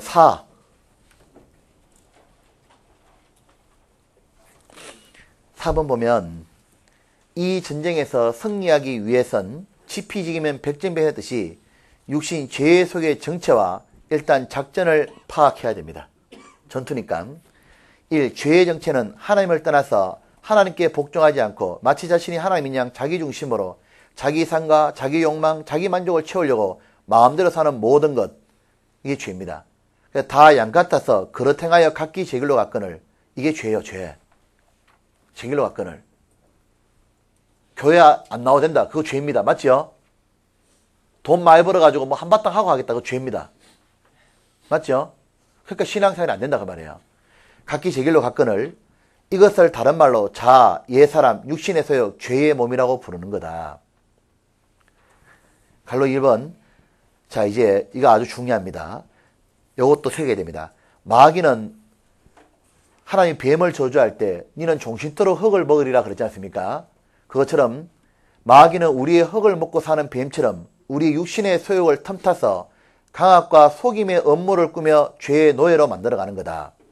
이 강압과 속임이라는 것은 청교도들이 썼던 표현들입니다. 그냥 좀 더 우리 정의를 하기 위해서 한 거지 특별한 단어는 아닙니다. 1. 강압 봅시다. 작전을 쓰는 걸 봐봐요. 어떻게 쓰는가.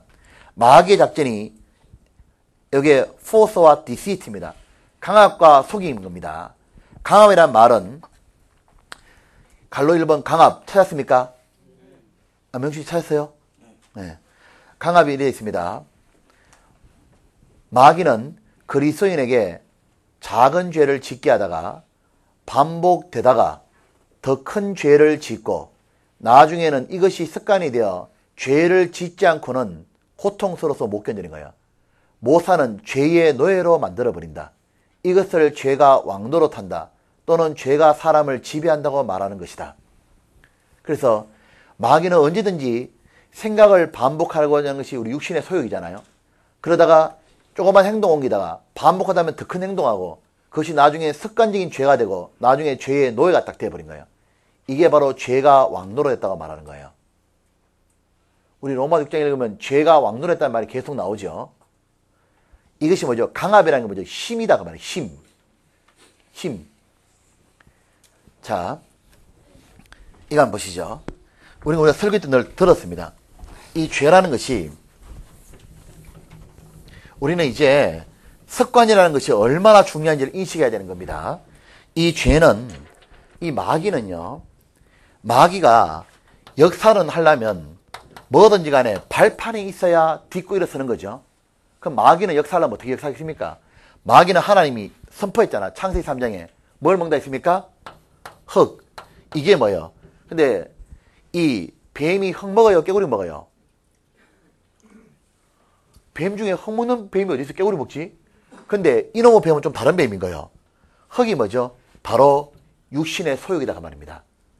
우리가 흙으로 지었잖아요. 그러니까 마귀는 항상 뭐죠? 내 뜻대로 살고자 하는 사람에게는 항상 뭐가 되겠어요? 기가 막히게 역사하는 거예요. 그러니까 마귀가 발판을 안 마련해주는 비결이 뭐예요? 나는 죽었다 선포한다 그 말입니다. 이게. 그러니까 시체는 마귀가 역사 안 된다 그 말이에요. 자, 그렇기 때문에 보세요. 내가 죽었단 말은 뭐냐면 나는 이제 주님 뜻대로 나는 살 거야. 나는 이것만을 위해서 나는 존재하는 거야. 이렇게 결단하는 겁니다. 이게 신앙의 첫걸음인 거예요. 주님 뜻대로만 나는 살 거야. 이 말이죠. 자, 그런데 이 마귀는 이걸 통해서 역사하니까 자기 뜻대로 살고자 하는 것 계속 중심을 하나님께 안 내지는 사람 있잖아요. 나는 그래도 이거 해야지 저거 해야지. 이 사람은 맨날 밥인 거예요. 그러면 이 역사하면 마귀는 처음에 어떻게 하냐면 죄를 이렇게 작은 죄를 이런 생각이 있으니까 생각을 계속 가지고 있으니까 죄질 환경을 이렇게 던집니다. 던지면 이 기가 막히게 역사가 탁 되는 거예요. 근데 이런 죄가 들어올 때 처음부터 작은 죄를 털어버리면 되는데 이때 기도라든가 환경을 피하고 털면 되는데 이걸 허락하잖아요. 그러면 죄가 딱 달라붙는 거예요. 그러면 죄는 가면 갈수록 어떻습니까? 처음에 달라붙는 게 생각에서 붙은 겁니다. 그러니까 생각에서 이런 생각이 들 때 어떡합니까? 하나님 도와주십시오. 터는 겁니다. 근데 생각을 계속 반복하면 어떤 일이 벌어지냐? 결국은 행동으로 옮겨지는 거예요. 근데 문제는 이 행동으로 옮길 때 옮기고 나면은 너무너무 후회한다는 거예요. 구원받은 사람은. 이 후회를 하는데 문제는 뭐냐면 처음에는 이 후회의 고통이 있거든요. 나중에는 어떻게 되냐면 이 행동이 반복되면 더 큰 죄를 짓고 나중에는 완전히 습관으로 딱 달아붙어요. 요 습관이 딱 되고 나면 이제부터는 뭐냐면 세상 사람은 습관 이렇게 말하죠. 습관이 그 사람을 빚어간다. 성경이 그렇게 표현하는 게 아니에요. 죄의 노예가 됐다 말하는 거예요. 그 다음부터는 이렇게 안 하고 살면 고통이 오는 거예요. 이제. 그래가지고 나중에 어떻게 합니까? 이게 죄가 왕이에요. 왕이니까 지배하는 겁니다. 치킨에도 다 끌려가야 되는 거예요. 이렇게 해요. 그러니까 나중에 어떻게 됩니까? 완전히 망가졌다 그 말인 겁니다. 맞아요? 이걸 가지고 뭐죠? 포스라 그러는 겁니다. 강압이라 그런 겁니다. 이건 바로 힘이요. 완전히. 맞습니까? 자, 이렇게 죄가 만들어가기 때문에 자, 우리는 자기가 지금 현재 죄의 지배 완전히 받고 있다면 어떻게 됩니까? 예, 뭐가 바뀌어야 되는 거예요. 그래서 제가 생활집할 때 얘기했죠. 욕심이 잉태한 적, 죄를 낳고 죄가 장사하여 사망이 이르니라. 이 과정을 말해요. 광합을. 자, 봐요. 죄가 어떻게 하냐면 아이 낳을 때 제일 먼저 부부 생활 통해서 뭐가 생깁니까? 잉태가 되고 그 다음에 뱃속에서 10달 동안 자라요. 자, 뱃속에서 자라고 나면 결국 뭐가 됩니까? 출산합니다. 출산하고 나도 계속 뭐죠? 성장해요. 자, 애 키워봐봐요. 애 키울 때 보면 지금 도옥자매 지금 애 8개월이에요? 자, 이래 말하거든요. 도옥자매 애가 태어났으면 좋겠죠. 왜냐면 힘들거든. 나왔으면 좋겠어. 나오는 순간부터 더 고생하는 거야. 왜냐면 애가 딱 나오잖아요. 그러면요. 이놈은 언제 클까 싶잖아요. 어릴 때 너무 힘들거든요.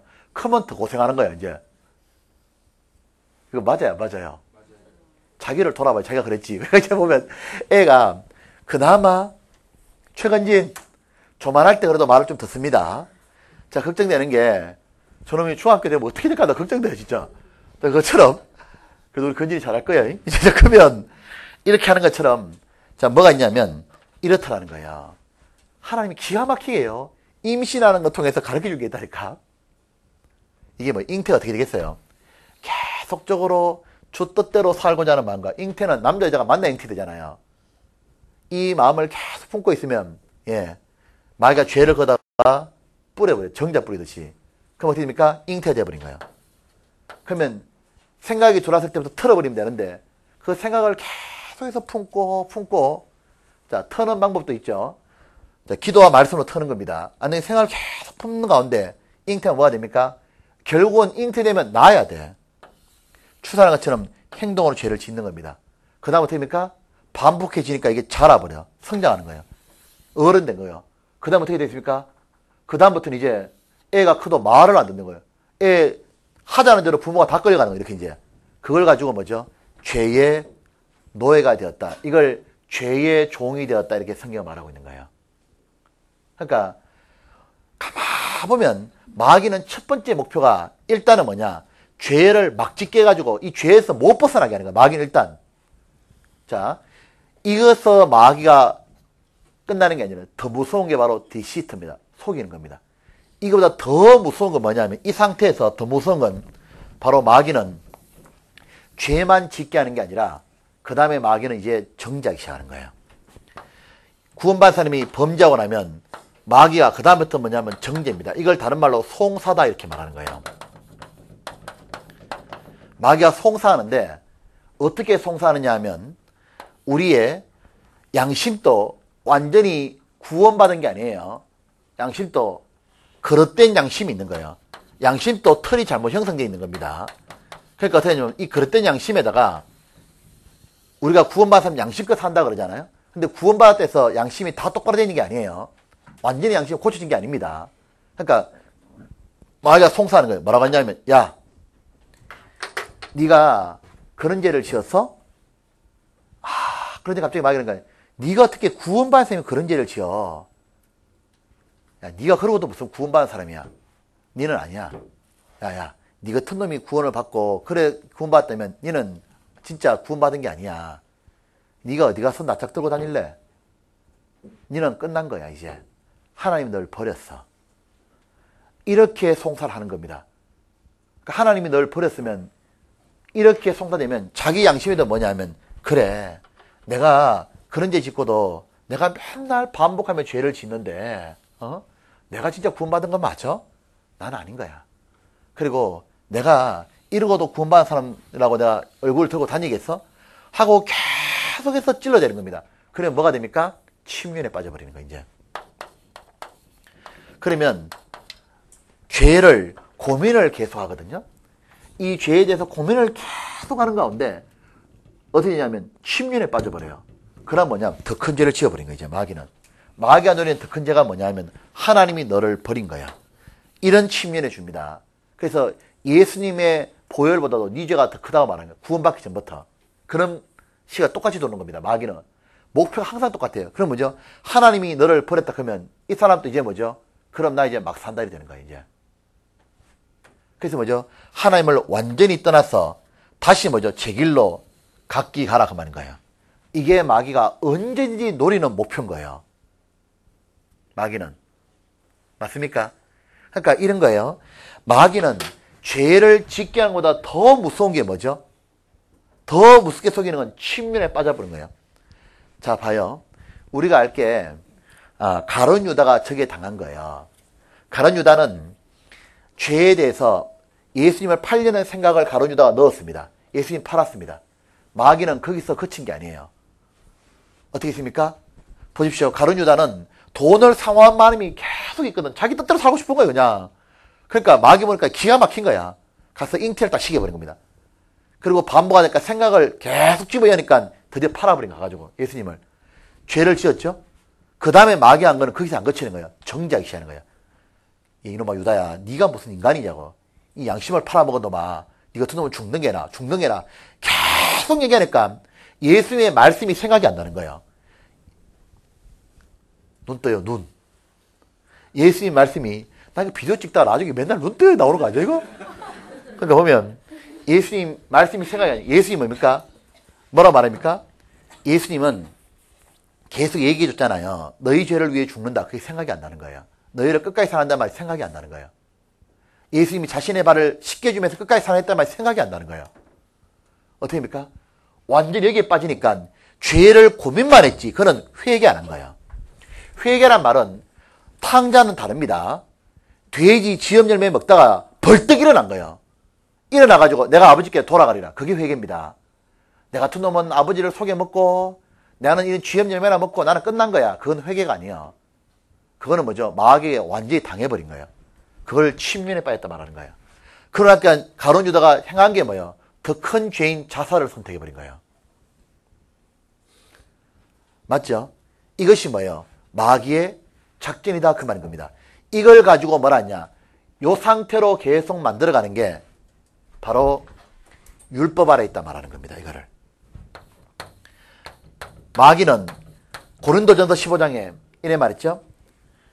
사망아 너의 손은 게 뭐냐? 죄라 그랬습니다.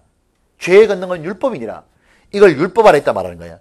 이게 뭐냐면 율법 아래 있을 때는 항상 뭐죠? 하나님은 나를 정죄하는 분인 거예요. 하나님은 심판자고 나는 죄니까 너는 끝난 거야. 너는 이제 심판받고 끝난 거야. 너는. 하나님 널 버렸어. 이게 뭐죠? 율법 아래 있는 겁니다. 자, 이렇게 마귀는 만들어가는 거예요. 그래서 강압하고 그로 끝나는 게 아니라 완전히 하나님의 뜻을 어그러지게 속여가지고 하나님의 사랑을 의심나게 만들어가지고 뭐냐? 침륜에 빠지게 해서 완전히 나가떨어지게 만들어버린 거예요. 그래야 마귀가 그제서야 만족을 딱 하는 거예요. 이렇게 되기까지는 마귀는 우리를 안 놔줘요. 맞습니까? 여러분 다윗은 뭐가 달라요? 베드로는 뭐가 달라요? 다윗은 죄를 가룟 유다보다 더 큰 죄를 지었습니다. 맞습니까? 자기가 죄를 다윗도 당하기 시작했습니다. 다윗도 그가 경건한 생활을 하지 않기 시작하면서부터 목표가 상실하면서 다윗이 뭐냐면 주 뜻대로 살기로 결심했던 사람이에요. 근데 다윗이 여기서부터 풀어지기 시작하는 거예요. 그래서 침상에 굴기 시작한 거예요. 그러니까 전투해야 되는데 전투 안 하잖아요. 전쟁터 안 나오고 딱 구불다가 어떻게 됩니까? 그 다음부터 마귀에 당하기 시작하는 거죠. 이 죄를 딱 뿌리니까 어떻게 됩니까? 이 다윗이 음란한 죄를 딱 지었습니다. 그러나 되면 다윗이 어떻게 됩니까? 그 죄를 감춰보기 위해서 이제 더 큰 죄 살인죄를 딱 짓는 거예요. 그때 다윗에게 들렸던 말이 뭐예요? 정죄가 딱 오는데 그게 시편 3편에 있는 말입니다. 시편의 3편이 뭐예요? 시편 3편 한번 봅시다.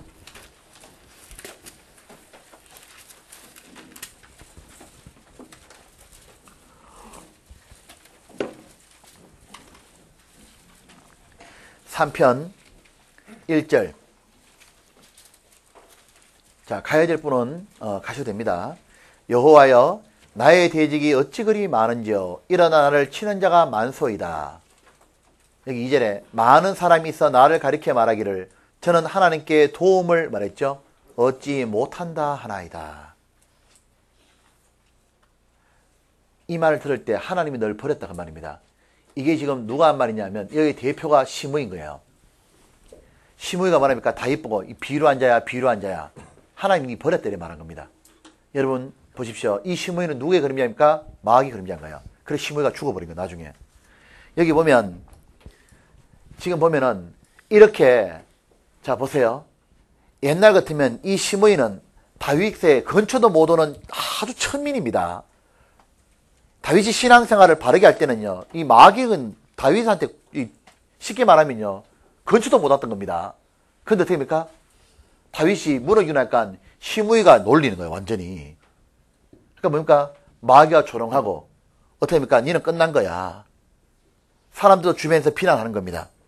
왜? 사람은 어떻게 됩니까? 다 자기 중심이에요. 그러니까 사람 옆에서 정죄하는 거예요. 끝난 거야. 그러니까 이 다윗이요. 무너졌을 거 아니에요. 자기 마음이. 이때 다윗의 고통을 받은 거예요. 이 다윗의 침륜은 제일 다윗이 고통스러웠던 건 뭐냐면 왕자가 날아오고 이런 게 아니에요. 다윗의 고통은 두 가지였습니다. 다윗의 고통이 뭡니까? 그의 기도를 보면 한 가지는 하나님이 자기를 버렸다는 그 고통이 있었고 또 하나의 고통은 뭐냐면 자기 때문에 백성들이 지금 전쟁이 벌어진 거예요. 압살롬에서 전쟁이 터지니까 다윗이 무슨 기도합니까? 하나님 주께서 사랑하시는 이 백성을 위해서 저의 죄를 사해달라 얘기하는 거예요. 그러니까 다윗은 자기의 백성을 생각하는 겁니다. 그러니까 다윗은 자기 때문에 이렇게 된다 생각하니까 얼마나 고통스럽겠어요. 그래서 다윗이 이렇게 침륜에 빠지는 기간을 하나님이 일정 기간 허락하신 거예요. 왜 허락하시냐? 하나님 떠난 게 얼마나 고통인지를 깨닫게 하신 거예요. 그렇지만 다윗은 다시 어떻게 합니까? 주를 의지하고 일어난 거예요. 일어나서 어떻게 합니까? 다윗은 뭡니까? 마귀를 한 방에 끝내버려요. 나중에 이제 뭐죠? 이 침륜도 떨어버리고, 그리고 나중에 뭐죠? 죄의 습관도 끊어버리고, 그는 다시 주의 용사로 일어서는 겁니다. 이렇게 되기까지 누가 바꿔줬냐? 하나님이 바꿔준 거예요. 여기서 10편 3편 뒤에 나옵니다. 4절, 3절. 이래 말하죠. 여호와여, 그때 다윗이 뭐랍니까? 주는 나의 뭐랍니까? 방패시여, 나의 영광이시여, 나의 머리를 드시는 자니이다. 이 다윗은 하나님이 내 영광을 주실 수 있는 분이요, 하나님이 나의 방패시여, 하나님이 내 머리를 들어주시는 분입니다 하고 간절하게 4절, 내가 나의 목소리로 여호와께 부르지니 그 성산에서 응답하시는도다. 이게 바로 다윗의 마음인 겁니다.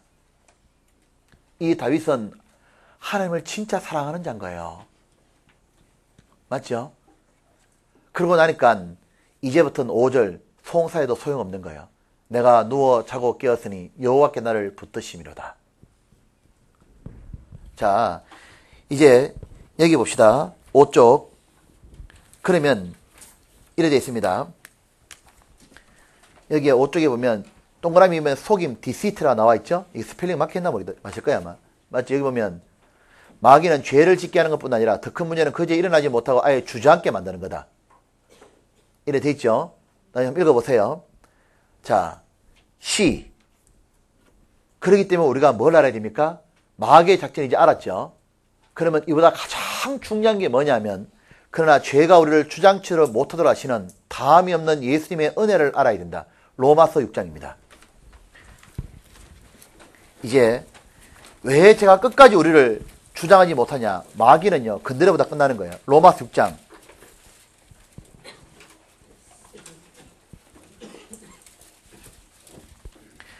먼저 로마서 5장부터 봅시다. 21절. 오늘은 여기까지 못하겠다. 이거 봅시다. 21절에 이는 죄가 사망 안에서 왕노릇한 것 같이 이 사망 안이 아담 안이고 바로 내 죄의 몸 안에서는 죄가 왕노릇했죠. 은혜도 또한 의로 말미암아 예수로 말미암아 왕노릇하여 은혜가 지배한다 그 말입니다. 우리 주 예수 그리스도로 말미암아 영생이 이르게 하lim이라. 다시 영생이 교통입니다. 하나님과 교통하고 영원한 또 이 생명 있게 산다 그 말이죠. 예수님으로 말미암아 이 사람은 죄가 왕이 안 된다 그 말입니다. 무슨 이제 6장 봅시다. 14절 이래 말하죠. 14절 같이 읽읍시다.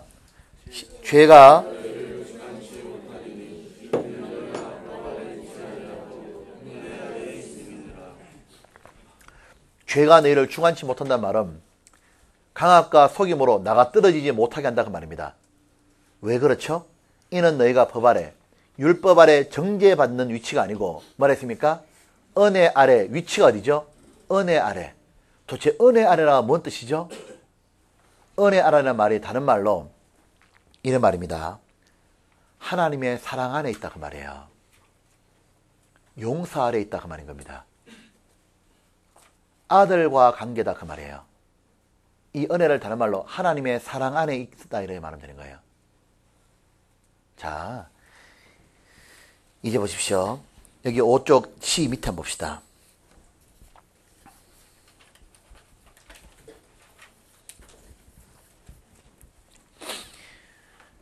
육신이 끝까지 우리를 주장하지 못한다. 왜냐하면 삼위 하나님의 사랑과 은혜가 평생에 따라와서 회복시킨다. 이 삼위 하나님이 베푸시는 다함이 없는 뭐가 있냐면 용서와 도움의 사랑이 있는 거예요. 하나님께는 두 가지 사랑이 내려옵니다. 하나는 뭐죠? 용서고 두 번째는 뭐죠? 도움인 거예요. 이걸 기억해야 됩니다. 제일 첫 번째가 용서의 사랑입니다. 하나님은 갈로 1번 우리가 연약할 때에 로마서 5장이죠. 죄인 되었을 때 원수 하나님께 되어들었을 때도 무조건적으로 용서의 사랑을 주셨다. 하물며 아들이 된 후 우리가 설령 악하고 연약해서 범죄했다 할지라도 그 범죄를 뉘우치고 오는 아들을 사랑치 않겠냐. 하나님의 사랑은 불변하며 우리의 판단으로 청량할 수 없는 끝없는 사랑인 거다. 하나님은 그 죄 가운데 일어나는 사람을 무조건 또 용서하는 거예요. 그러니까 우리가 일어서는 겁니다. 갈로 1번에 그리스도인은 한 가지 확실히 알아야 될 사실이 마귀의 송사를 더 이상 받지 않는다는 거다. 율법 아래 있지 않고 은혜 아래 있기에 죄가 더 이상 정죄하고 침륜에 빠지지 못하게 한다. 재판관과 죄수 사이엔 용서가 없다. 그러나 부자, 아버지와 아들 사이에는 한없는 사랑, 용서가 존재하는 거다. 우리가 죄를 짓더라도 또 용서받을 수 있는 거다. 이것은 우리에게 얼마나 큰 용기를 주는가. 그게 바로 잃어버린 뒤집힌 양에 대한 표현인 겁니다. 자, 이것이 좀 더 제가 한번 설명해 보겠습니다. 여기 보면 뒤에 6페이지 한번 봅시다. 3쪽.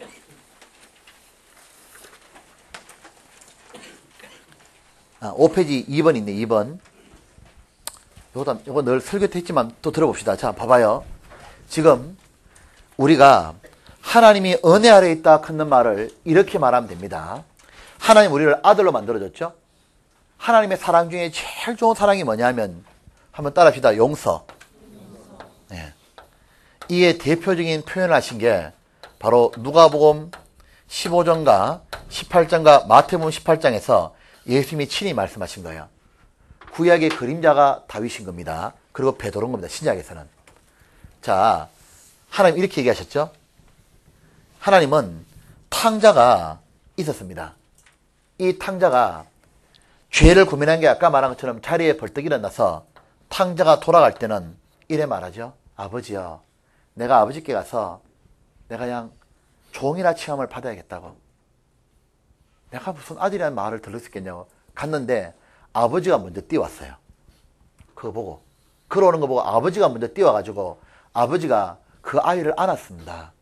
그리고 두 뺨을 맞추고 끌어안고 목을 끌어안았잖아요. 그게 뭘 뜻하는 거예요? 아버지가 먼저 뛰어온다는 말은 누구보다도 하나님은 우리가 이렇게 마귀에게 당하지 않고 하나님의 사랑을 의지하고 오기를 누구보다도 기다리신 게 누구예요? 하나님이다 그 말이에요. 하나님은 우리가 강압과 속임으로 고생하는 것을 벗어나서 하나님의 사랑 안에 들어와서 다시 잔치하고 한없이 즐거워하는 걸 하나님이 누구보다도 바라는 거예요. 이거 알아요? 예레미야 성경 읽어보면 구원받고 신앙생활 잘할 때를 사람들이 그리워합니다. 그 그리움보다 하나님이 더 그리워해요. 내가 하나님과의 기쁜 관계로 사는 것보다 그보다 하나님이 그걸 더 그리워한다고. 하나님은 나를 사랑하려고 선택하셨고 또다시 나와 사랑을 하고 있다는 것을 가장 알려주고 싶은 게 하나님인 거예요. 그래서 벌떡 일어나가지고 가는 게 중요한 거예요. 회개를 뭐가 됩니까? 회개는 이렇게 하다가 뭡니까? 돌아서는 거예요. 즉 죄 자체를 고민하는 것이 회개가 아니라 어떻게 합니까? 이제 이런 삶을 끝내야겠다 말하고 돌아가는 게 이게 회개인 거예요. 이게 그러니까 자리에 벌떡 일어나서 정말 내가 하나님께 돌아가야겠다.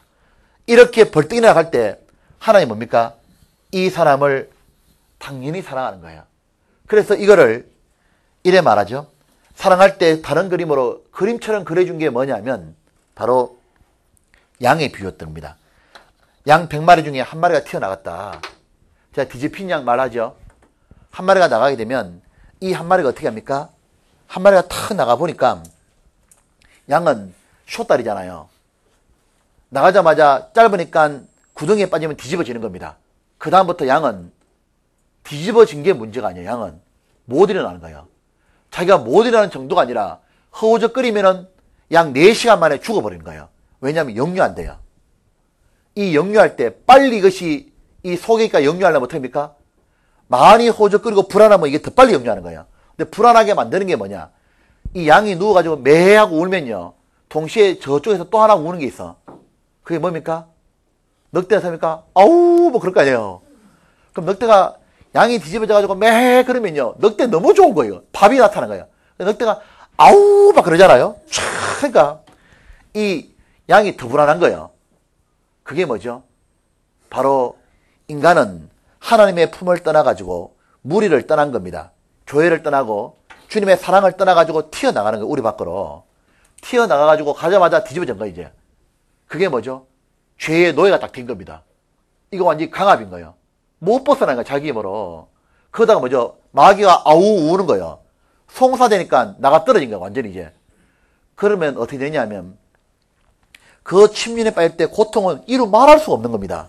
그 가운데서 너무너무 고통스럽잖아요. 그 가운데 신랄 같은 희망이 들리기 시작하는 거예요.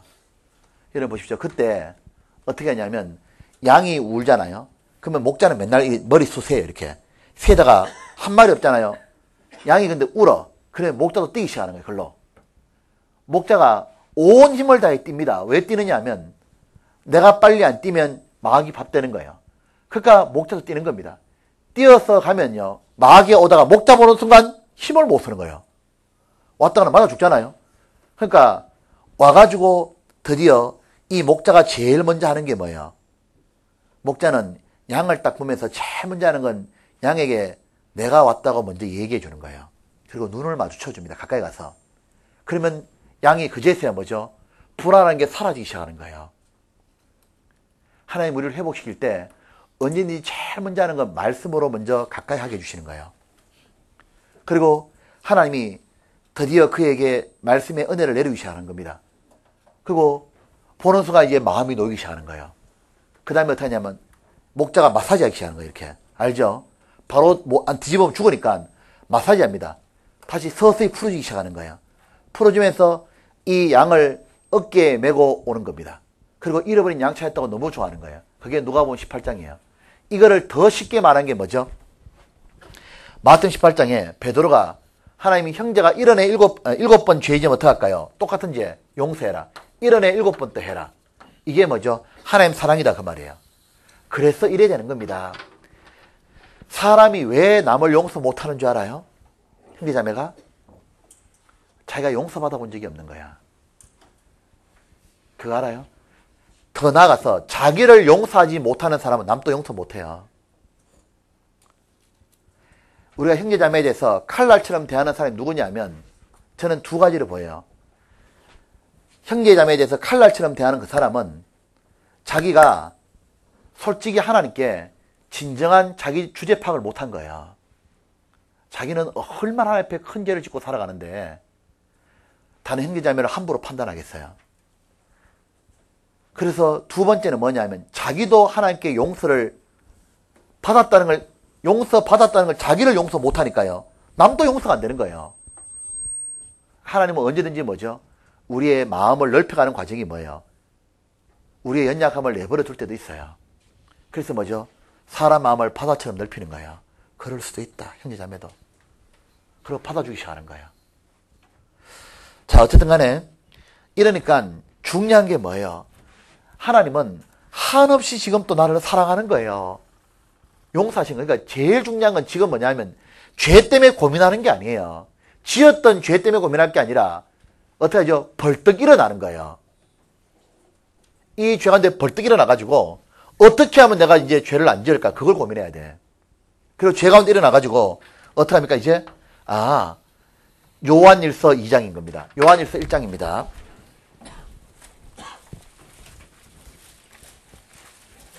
그러니까 이 자기가 승리하는 비결 첫 번째가 뭐냐 하면요.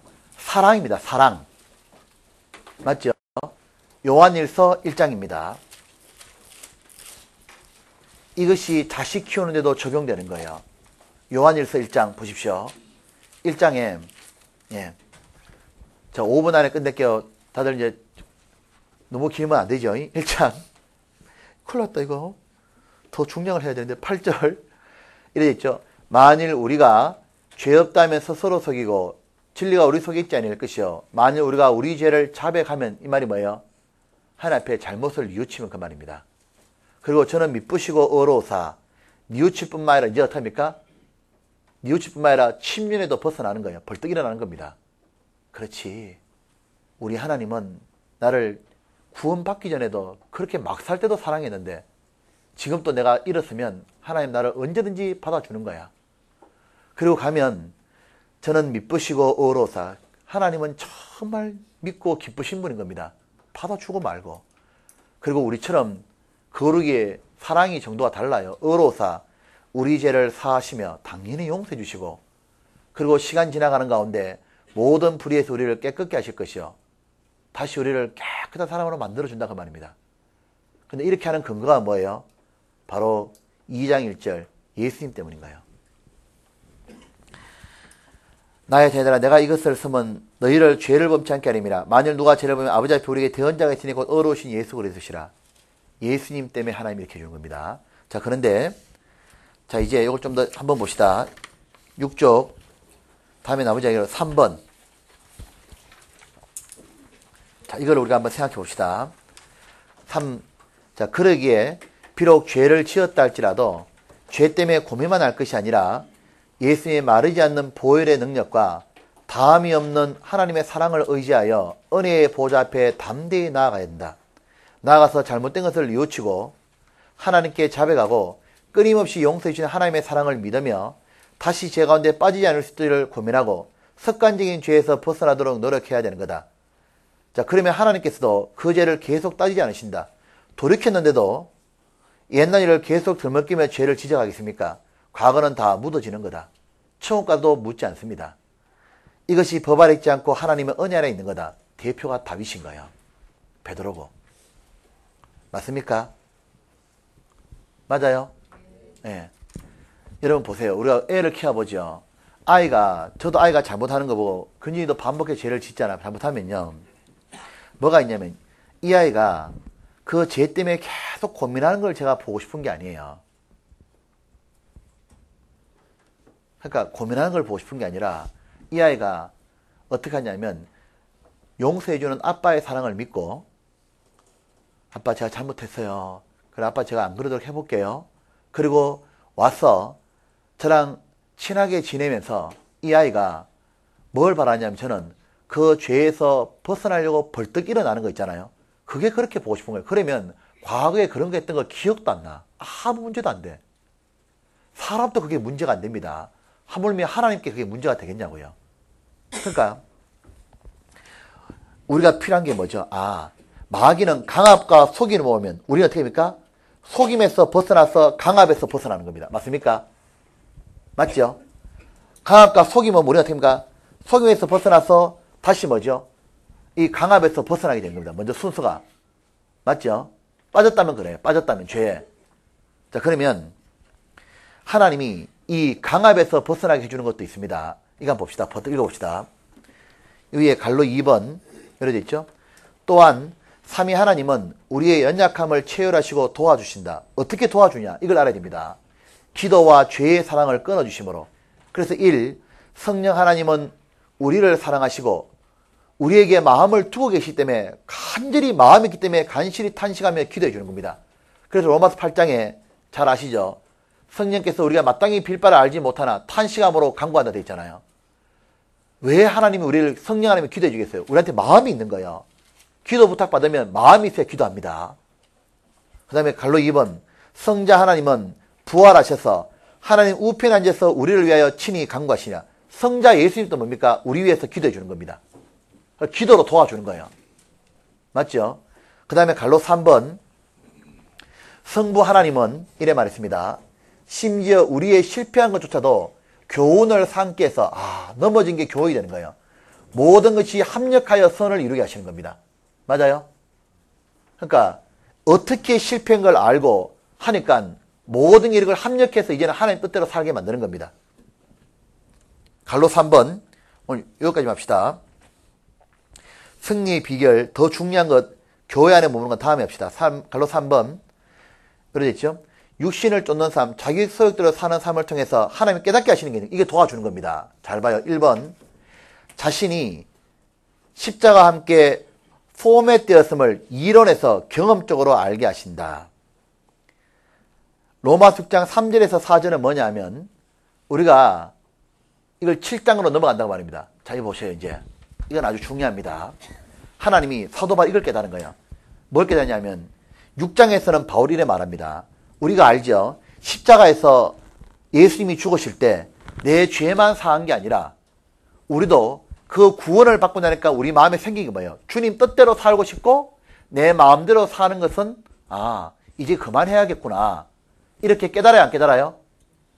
깨달아진다고 말입니다. 그게 뭐냐면 이게 깨달아지는 걸 가지고 뭐냐, 나는 십자가에 죽었고 세상도 내한테 못 박혔다 이렇게 말하는 거예요.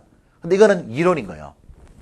이론이고, 로마서 7장 가면 무슨 얘기가 나오느냐 하면, 그런데 내가 그렇게 살아봤어. 그렇게 주님 뜻대로 살아야 되는데 자기 마음대로 살아보니까 이건 실제더라 그 말인 겁니다. 뭐냐면, 실제로 뭐냐면 나는 포맷되었구나. 포맷이 뭐냐면 컴퓨터에서 구조를 뒤바꿔버린 거야, 완전히. 이걸 다른 말로 하드를 민다 그러잖아요. 그러니까 내가 마음이 완전히 개혁이 돼버린 거예요. 개혁이 되니까 내 마음대로 살아가가지고는 일시적으로는 즐거운데 궁극적으로 뭐가 되는 겁니까? 고통과 사망이 이르더라 그 말인 겁니다. 못 견디겠다는 그 말이에요. 그럼 뭐냐면 차라리 일시적으로 좀 고통스럽더라도 주님 뜻대로 사는 가운데 뭐가 있는 거예요? 즐거움과 기쁨이 있더라. 이렇게 느끼도록 내가 실제로 바뀐 거구나. 이걸 경험적으로 아는 거예요. 그걸 바로 7장에서 바울이 겪어본 거예요. 오라 공고앉아라. 해보니까 뭐예요? 주님 뜻대로 정말 주님께 내어드리고 순종하지 않고 살 때는 내게 뭐가 온다는 거예요? 고통이 있다는 걸 하나님이 깨닫게 함으로 뭐죠? 너는 이제 포맷된 거다. 이 포맷을 다른 말로 하면 이래 말해요. 내 안에 살아계신 그리스도인 거예요. 내 안에 계신 그리스도인 겁니다. 자, 해봅시다. 그 밑에 봅시다. 아까고 1번, 아까 갈로 1번, 아까 거기 보면 자신이 십자가와 함께 포맷되었음을 경험적으로 알게 되고, 밑줄 1번에 그리스도인은 십자가를 통해서 제사함과 더불어 예사함 십자가에 못 박혔음을 안다. 근데 이론적으로 알 뿐 아니라 육신의 소욕을 쫓아 살면 생명과 평강이 없고 결국 사망임을 체험한다. 동그라미 2번, 잠시 죄가 주는 즐거움이 있지만 그 즐거움이 사라지고 나면 말할 수 없는 공허와 더 큰 고통이 온다. 결국 죄가 주는 즐거움은 마귀의 종, 죄의 종이 됨으로 받는 일당임을 알게 된다. 출애굽하기 전에 이스라엘 백성이 노예 생활할 때 그랬잖아요. 하루 종일 바로가 시키는 대로 일하는데 받는 일당이 뭐예요? 육신의 힘을 더 키워주는 부추, 파, 마늘이었던 겁니다. 그건 사는 게 아니죠. 노예지. 그 다음에 4번, 그 고통 속에서 하나님을 다시 갈망하게 되는 거다. 이 고통은 하나님께서 우리의 죄에 대한 사랑을 끊게 하시는 징계인 거다. 그리고 후에 평강과 의의 열매를 맺게 하여 영생 하나님과 사귐에 다시 이르게 하는 거다. 그래서 호세아 6장에 오라 우리가 여호와께로 돌아가자. 여호와께서 우리를 찢으셨으나 고통이었죠. 도로 낫게 하실 것이요. 우리를 찢으셨으나 사매어 주실 거라. 여호와께서 이틀 후에 우리를 살리시며 다시 부흥시키며 제3일에 우리를 일으키시느니 예수님 십자가 부활 때문에 해준다고 말입니다. 우리가 그 앞에서 살리라. 주님이 내 안에 살아있어 그런 거예요. 여호와를 알자. 힘써 여호와를 알자. 그에 나오시면 새벽같이 일정하니 한결같이 사랑하시고 비, 은혜와 같고 땅, 메마르고 강팍한 마음을 적시는 늦은 비, 풍성 은혜같이 우리에게 임하시리라. 이것을 다윗과 베드로는 경험한 거다. 그들은 과거를 극복한 하나님의 사랑을 신뢰한 사람들이다. 이 모든 걸 가능케 만든 것은 예수님의 보혈의 능력이다. 그래서 찬송가에 다시 성쾌하기도 예수의 피밖에 없네 이래 말하는 겁니다. 그리고 4번 누가 무엇이 마귀와 그릇된 양심과 세상의 비난자와 환난과 시련과 역경과 공고와 죽음 우리를 하나님의 사랑에서 끊을 수 있으랴. 나를 사랑하시고 나를 변호하시고 나를 정죄하지 않으신 분은 천지를 지으신 하나님이시라. 하나님은 나에게 왜 이렇게 한없는 사랑을 베푸시나 하나님의 영광을 주시려고.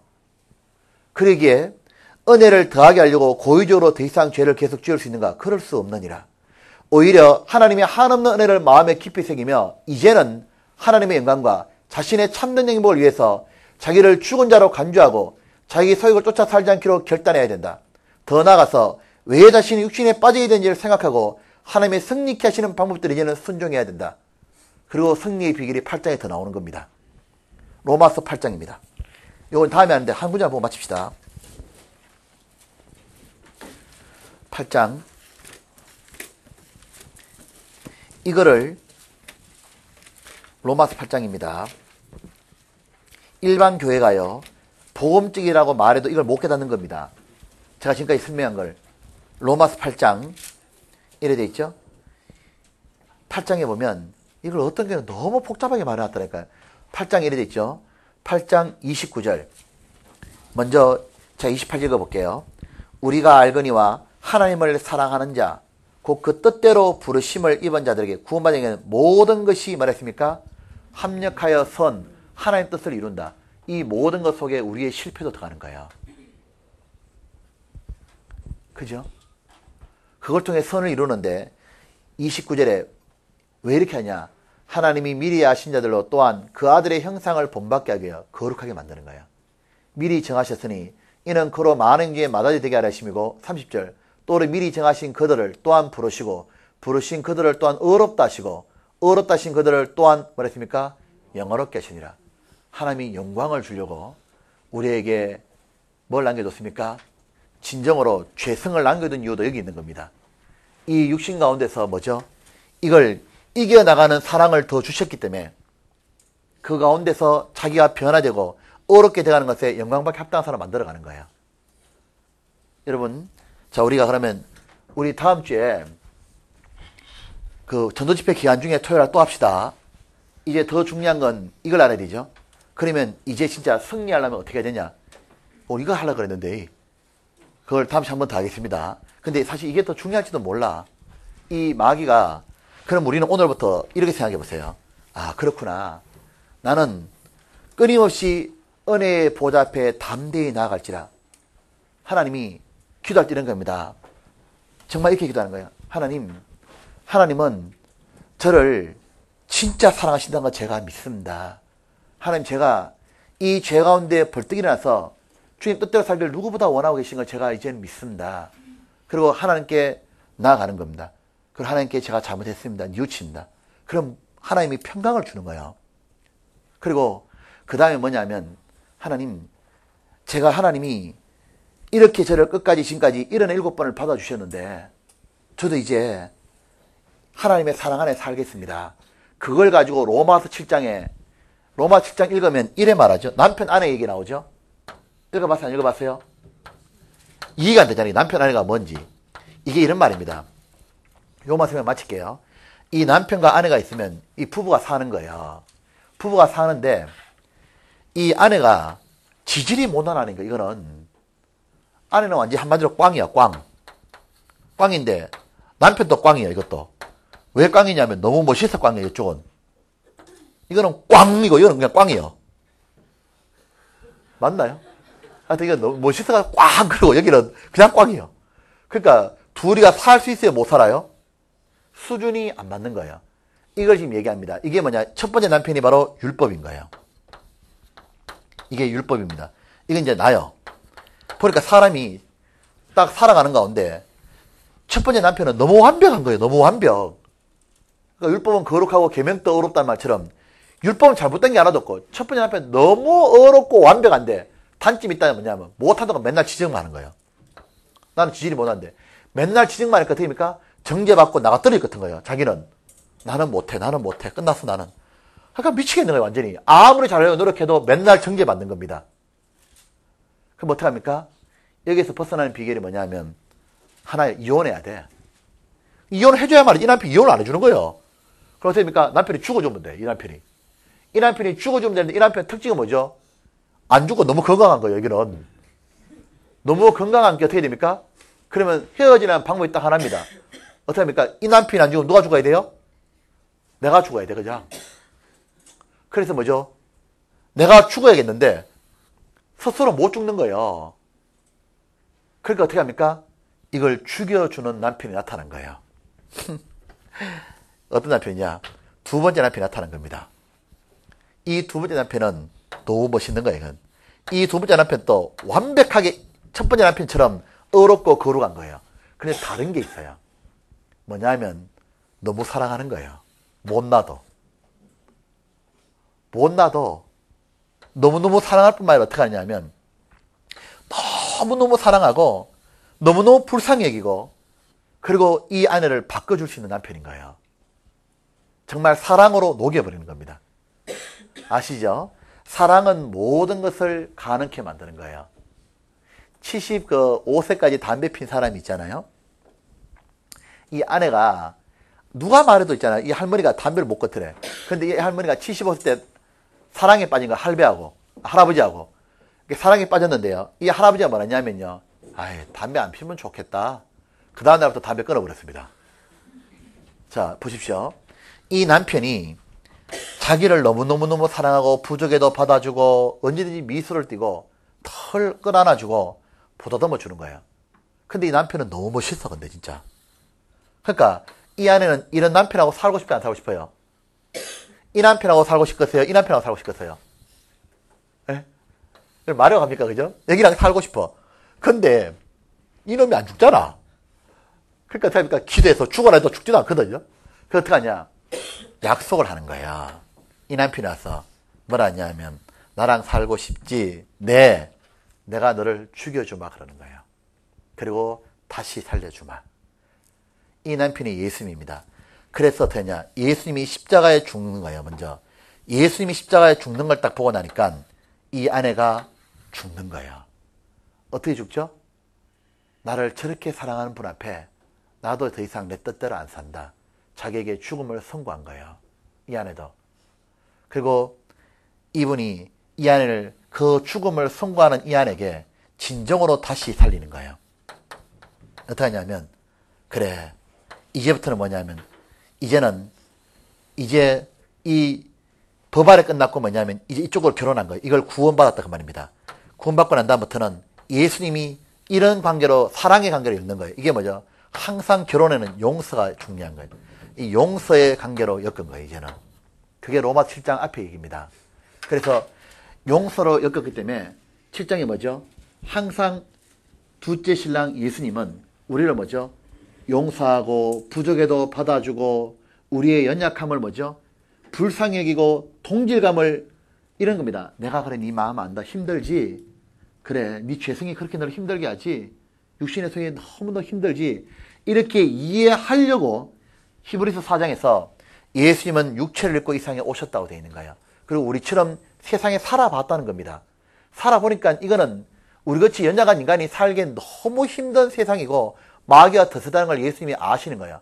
하지만 예수님이 뭐죠? 예수님은 죄가 없는 분이기 때문에 우리의 연약함을 불쌍히 여길 뿐만 아니라 도와줄 수 있는 능력도 있는 거예요. 그래서 예수님은 우리를 위해 기도하고 다시 용서의 사랑의 끈으로 묶는 거예요. 우리가 진정으로 변화되는 힘은 어디에 있습니까? 나를 끝까지 사랑한다. 거기에 변화가 오는 거예요. 우리가 정말 오늘 이 순간에도 나는 진짜 주님 뜻대로 살 거야. 결단의 바탕이 뭡니까? 내 같은 인간을 끝까지 사랑하는 하나님 생각하니까 일어나는 거예요. 다른 비결이 없는 거예요. 내 같은 사람을 벌써 하나님은 버렸어야 되고 내 같은 인간은 진짜 인간 같지 않는데 하나님이 구원해주고도 감사하고 구원받고 지금까지 나의 이 거짓됨과 위선됨 가운데도 하나님은 한 번도 나에 대한 사랑이 식지 않았어요. 그리고 하나님은 내가 이 가운데서 벗어나기를 누구보다 바랬기 때문에 기도해주고 있었던 겁니다. 마치 베드로가 사단이 밀가부로도 청구했지만 내가 너희에게 믿음이 떨어지지 않기 위해서 기도했느니라. 그리고 너는 돌이킨 후에 너는 이제 믿음을 굳게 하여 형제들을 세워라 이렇게 말한 겁니다. 그러니까 하나님께서 나를 지금까지 변함없이 사랑하시고 내가 완전히 떨어지지 않게 기도해 주셨고 하나님 내게 다시 사명을 맡겼다 그 말인 겁니다. 그걸 생각하니까 하나님 앞에 내가 어떤 사람이 되어야겠냐 이제 마음이 일어서는 겁니다. 하나님 앞에 이 나에 대한 기대와 사랑을 주시는 그 하나님께 나도 이제는 드린다 이렇게 딱 생각되는 거예요. 그것이 뭐죠? 자기를 진정으로 변화시키는 거예요. 바로 사랑입니다. 그래서 예수님의 사랑은 오래 참고 모든 것을 견디고 모든 걸 바라며 모든 걸 참느니라. 그건 내한테 하신 얘기인 거예요. 예수님 나에 대해서 오래 참고 모든 걸 예수님이 견뎠단 말은 뭐예요? 이거지 않아요? 예수님은 십자가에 죽으실 때만 아팠던 사랑이 아니에요. 이런 거 한번 생각해 봐요. 불륜에 빠진다는 걸 뭘 얘기합니까? 그건 받아줄 수 없는 거지 않습니까? 근데 우리가 세상을 사랑하고 죄를 사랑해서 예수님을 떠나서 불륜에 빠졌어요. 근데 예수님은 그 모습을 봤지만 마음이 아파. 견디기 힘든데 항상 그 자리에 있고 내가 떠났잖아요. 근데 예수님은 우리가 만시창이가 되어가지고 예수님께 손을 내밀어도 예수님 다시 뭐죠? 그렇게 불륜에 빠지지 않았던 사람처럼 끌어안아 주는 거예요. 그리고 나를 어떡합니까? 다시 보다듬으면서 아팠던 사랑이지만 또다시 미소 짓고 또다시 일어나서 살자고 얘기하는 거예요.